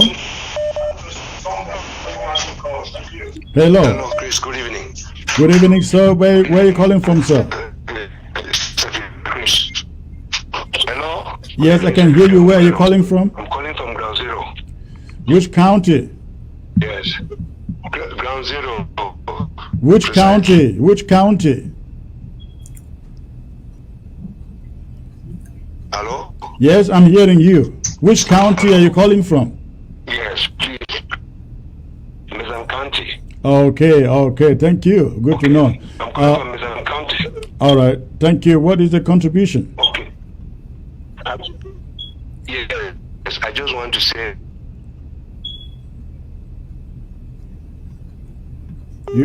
You have. I think you have connection issues. Yes, go on. Does not solve the problem. Please, action speaks louder than words. Speaks louder than words. We talk too much talkers. We become a livestock. You people should go on action. Action. Don't go on and this talking with the secrets over TV. You, our restoration forces and the interim government should go on action. We should take surprise actions. Thank you very much. Thank you for the call, and I think we will end the calls there. We will end the calls there, ladies and gentlemen. It's been a long broadcast, Gentlemen, Barrister Mbise and Bishop John, before you go, I want to leave everybody with this, but I will, before you go, listen to this. You will make your last statement coming from this. Like everybody to listen to this. I never knew that I would end up in maximum prison. And Deputy Commissioner General Warrior, he's a young man. We met in those circumstances. He was my boss. Under difficult conditions and quite oppressive regime, he tried very hard to act professionally. He knows what I'm talking about. I know what I'm talking about. Chakawa knows what I'm talking about. And I looked at this young man. How is he managing to stay reasonable in an environment like this? He was my boss. I was a bit naughty sometimes because I did not accept certain instructions, which I thought were against my human rights. But we got along in a very strange way. He was my boss. Today, he's being sworn in by one of his detainees. Life goes round. And if we, all the time we are saving people to the best of our ability, we'll be fine. And it will be noticeable. There is, I never told him. He got a message this morning that he'll be Deputy Commissioner General. I don't know how he felt, but it's how he acted when he was fully in charge. Professional, to the best of his ability. I think that's the message I'm delivering. For the colleague, Deputy Inspector General of Police, you know what you've gone through. The nation knows what you've gone through. You're not coming back to punish those who treated you like that. No. You're coming back to show them that you are a better person, that you occupy a higher moral ground than those that persecuted you. I think the story is told. People of Zambia, let's support each other, let's work together.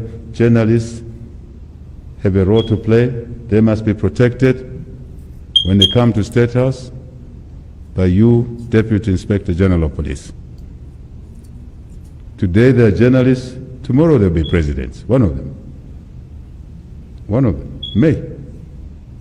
Life goes round, but if we act professionally, enforce law and order within the confines of the law, you'll be okay.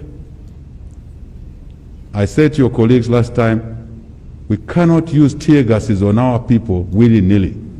Harmless people, armless people, tear gas, live bullets, no. No.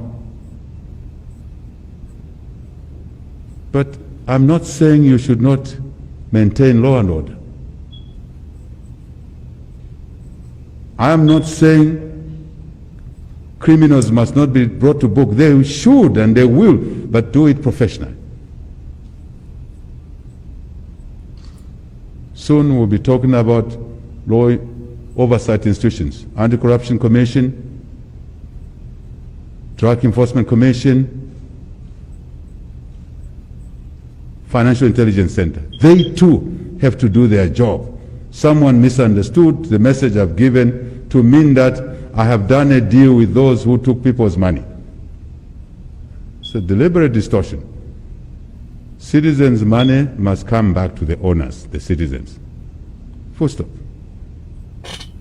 But that's not my job. That's the job of those colleagues.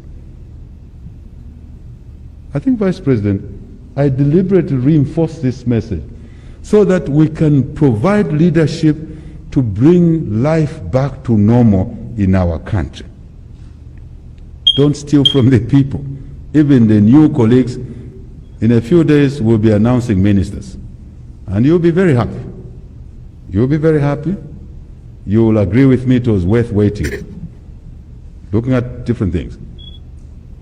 They should not say the shoes of those who were there before us, they're corrupt or are bad. They throw them in the bin. In the night, they go and pick them. Tomorrow, they're wearing the same shoes. No. No, no, no, no. That's not what we're saying. Corruption is corruption. Stealing from the people is stealing from the people. But our main interest is to return the money to the owners, the people of Zambia, so they can have water, so they can have food, so they can have those things. I thought I needed to clarify this, Vice President, because I'm listening a lot. I like hearing what social media is saying, what other people are saying. I hope this makes the point clear. With that, it's late in the day. Thank you to the team organizing these events. Very soon we'll be about to close. We'll be closing because we have to set on with the business of running the country for the people.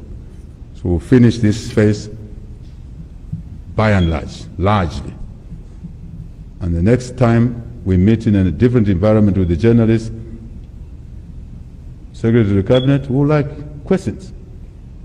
In that situation, we'll like questions. Anton Bwaria, arrange for me an open radio program where citizens will be calling openly, without restriction, without threats, to demonstrate the new dawn that citizens can ask any question they want. We'll work hard to answer it. If we can't answer it, we'll pass it to her, we'll pass it to somebody. Let's demonstrate what we're saying, not just to these men, the women last time, but to ourselves, to lead by example. We committed to voters that will be talking to citizens once in a while on an open line. And no one will visit you after you ask a question, whatever question. The onus is on you to ask a decent question. It's on you, it's not on us. But you will ask a question, no one will phone you again to say, why did you ask that question? You are free. It's a new dawn, Freedom Day. I thank you. It's a new dawn in Zambia. It is Freedom Day. I wish we had this in our own country. We wouldn't be in this today.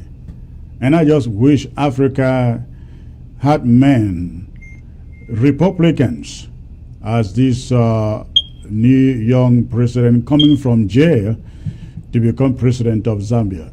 On that note, I will have you, Barrister Mbise and Bishop John, please say the last word for the day. Thank you, sir. Thank you. I have two messages. The first message goes to the sentencing of 4 people to death. The message to Ambazonians is this: let us take them for their word that they are actually sentenced to death and that they die. Yes, if they do die, there will be only 4 out of several millions who have died before them and who will die after them. We are here to stay. We will stay the course. For those who die with their blood for the cause, we will remember them. For those who survive, we will go to Buea. Don't be discouraged. If they kill the 4, they have killed thousands before them. These 4 are not different from the children they killed in Kumba. They are not different from the pregnant women in Garubu. So kill them or don't kill them, no chief should disturb you at all. The battle is on until you get to Buea. I hope they are listening to me. The next message goes to the churchgoers, to the church in Bali and the church in general. Know this: you own the pastors. The pastors don't own you. You own the priests and the bishops. They don't own you. So they are there because you are there. If they were not following, there will be no moderator, there will be no bishop. And to the church officials, call them bishops, call them pastors, call them any name. I've given this warning before. The church operates under a certain context in politics. In Cameroonian politics, Camerooners, they give you money, but they never give you money for nothing. If you take their money directly or indirectly, they abort your conscience. You cannot take their money in any form, in any gift, and pretend to tell the truth for them. They will not listen to you. They will rather kill you. So stay away from their money if you want to do your job, if you want to fight for your community. You have learned it. I hear they give money to all those church officials in the pretext of helping them. Now, they're not helping you. I don't think all of us have forgotten. At the beginning of this crisis, they went to clear some grass and Sacred Heart Mancon. As it was help. It was a way to steal money. Those cutlasses were bought. For how much you don't know. It's a scheme to steal. The context in which we pray in Cameroon is corruption number one. Let the pastors, let the church officials know that. If they didn't know, let them know it. That's how it is. Take their money, you are their slave. Thank you. Thank you, Barrister Bishop John, please. Yes. Thank you, Secretary Chris. I have a message for the ARF and the people of Ambazonia. I want to, first of all, thank the Ambazonia Restoration Forces for their bravery, their tenacity, the sacrifices that they have made. And I want to assure them that all those who are making sacrifices for the independence of Ambazonia, they will be rewarded. Their families will be rewarded. Their labor will not go in vain. That's why we need to know you. You need to align with your local government and with your county to be fully identified so we know your work and your suffering should not be in vain. Now, all those commanders, all those ARF who have become warlords and you are lording over the people of Ambazonia, you did not take on that arm to make money for yourself. You took on that arm to defend the people of Ambazonia so that we can have our independence. So we are calling on the ground zero executive and the Ambazonian commanders on the ground to enforce order in not fighting but terrorizing the people. They should take care of him. He should be disciplined and they should make sure they stop doing that. And now I want to talk to the Ambazonia people. Ambazonia people, we are fighting for all of you. Some of us will not even enjoy these things that we are fighting for. Some of us have life where we are, but we are making a lot of sacrifices, a lot of donation. We are putting our lives at risk. It's not only you people on the ground that are at risk. But let me tell you, we need your cooperation. When we tell you to do something, do it. It is only going to fasten our quest for independence. So when the interim government gives a law, you should respect and obey that law so that we should be able to identify whoever is an enabler of La Republic. So this time, technology has come. We are going to be taking pictures of those people who violate lockdown. All those pictures will be taken and will be analyzed. And those people who have been enabling La Republic in our land, they will be identified. A day will come where you'll be identified. And to those people who are in the diaspora, who are using the opportunity for war to extort money from people, those of you who are using this as an opportunity to go and grab land and grab businesses, you are building house and constructing and you are not drafting, we want you to know you stand the risk of forfeiting everything that you are trying to acquire now by not supporting this revolution. We are telling those of you taking advantage of the Ambazonian people and blood to amass wealth for yourself. You should be careful because Ambazonia will come for you. We will judge everybody from 2017 when this struggle started and what you have been doing. So draft with your county, draft with your local government, and let us take ourselves to Buea as soon as possible. God bless you all. Thank you, Bishop John. Thank you, Barrister Tim Bisa. We look forward to having you back here again one of these days. You have a great evening, sirs. Ladies and gentlemen, that was it for the day. You heard it from Bishop John. You heard it from Barrister Tim Bisa. You heard it from me also. Let me appeal directly to all of you on Ground Zero listening to the sound of my voice. Again, please, We are not discussing our strategy here on the television. We are informing you something is coming. Get ready. Get ready. We are preparing you so tomorrow you don't say, oh, why is the interim government just taking decisions abruptly? No, we don't want you to be stranded. We don't want you to go out of food or water in your home in the coming days. We are asking you, please get ready. And I like the point Bishop John makes. Please listen to what we tell you. Listen to what we tell you. And just do as we say, not under some compulsion, not because we are trying to dictate to you. No, we are fighting for all of us, every Ambazonian. This calls for so much sacrifice from every one of us. Please, let's do that. Thank you for tuning in again. I look forward to coming back here to bring you details on these plans that we have just announced today. God bless you all. Have a great night.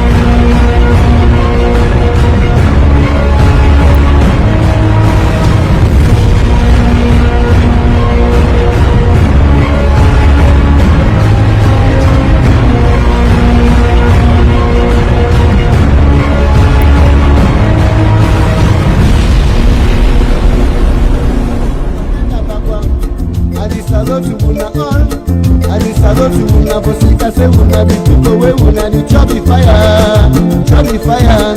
Time no dey, but only long my brothers and my sisters. Oh, una dey knack under the truth say una go chop the fire, una chop the fire. Ababa people dem comot in Bamenda, dem chop the fire, say dem go reach Yahoo, take the power, take the power. Man no die, e no dey rot him, small you dey catch the monkey. One day be, one day we go sweet, man go laugh for Banda.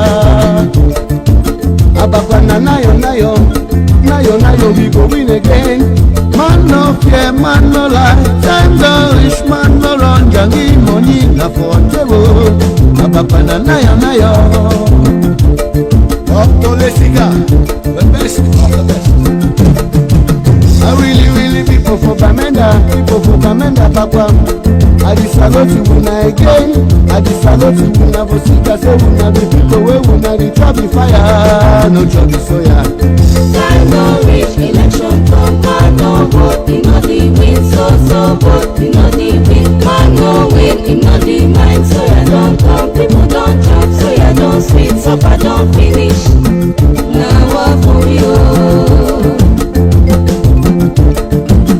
Papa save me, Papa save me, we be Nigerian people, we no want to wahala. Papa save me, John Trundi. Papa save me, we be Nigerian people, we no want to palava. Papa save me, Asongani.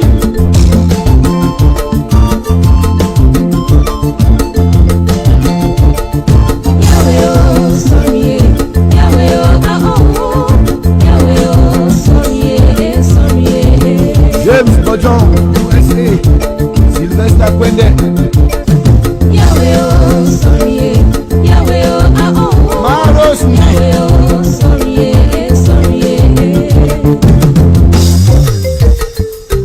Canoe don capsize, all man dey for water don cool, all man wan paddle canoe. Time wey water be katakata inside we be dey, life jacket is there, man wey fit take am na him go paddle.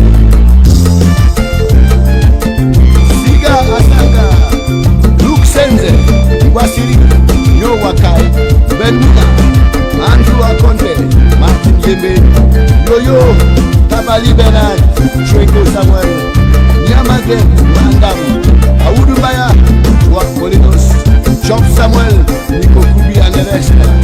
Canoe don capsize. Yes, canoe don capsize.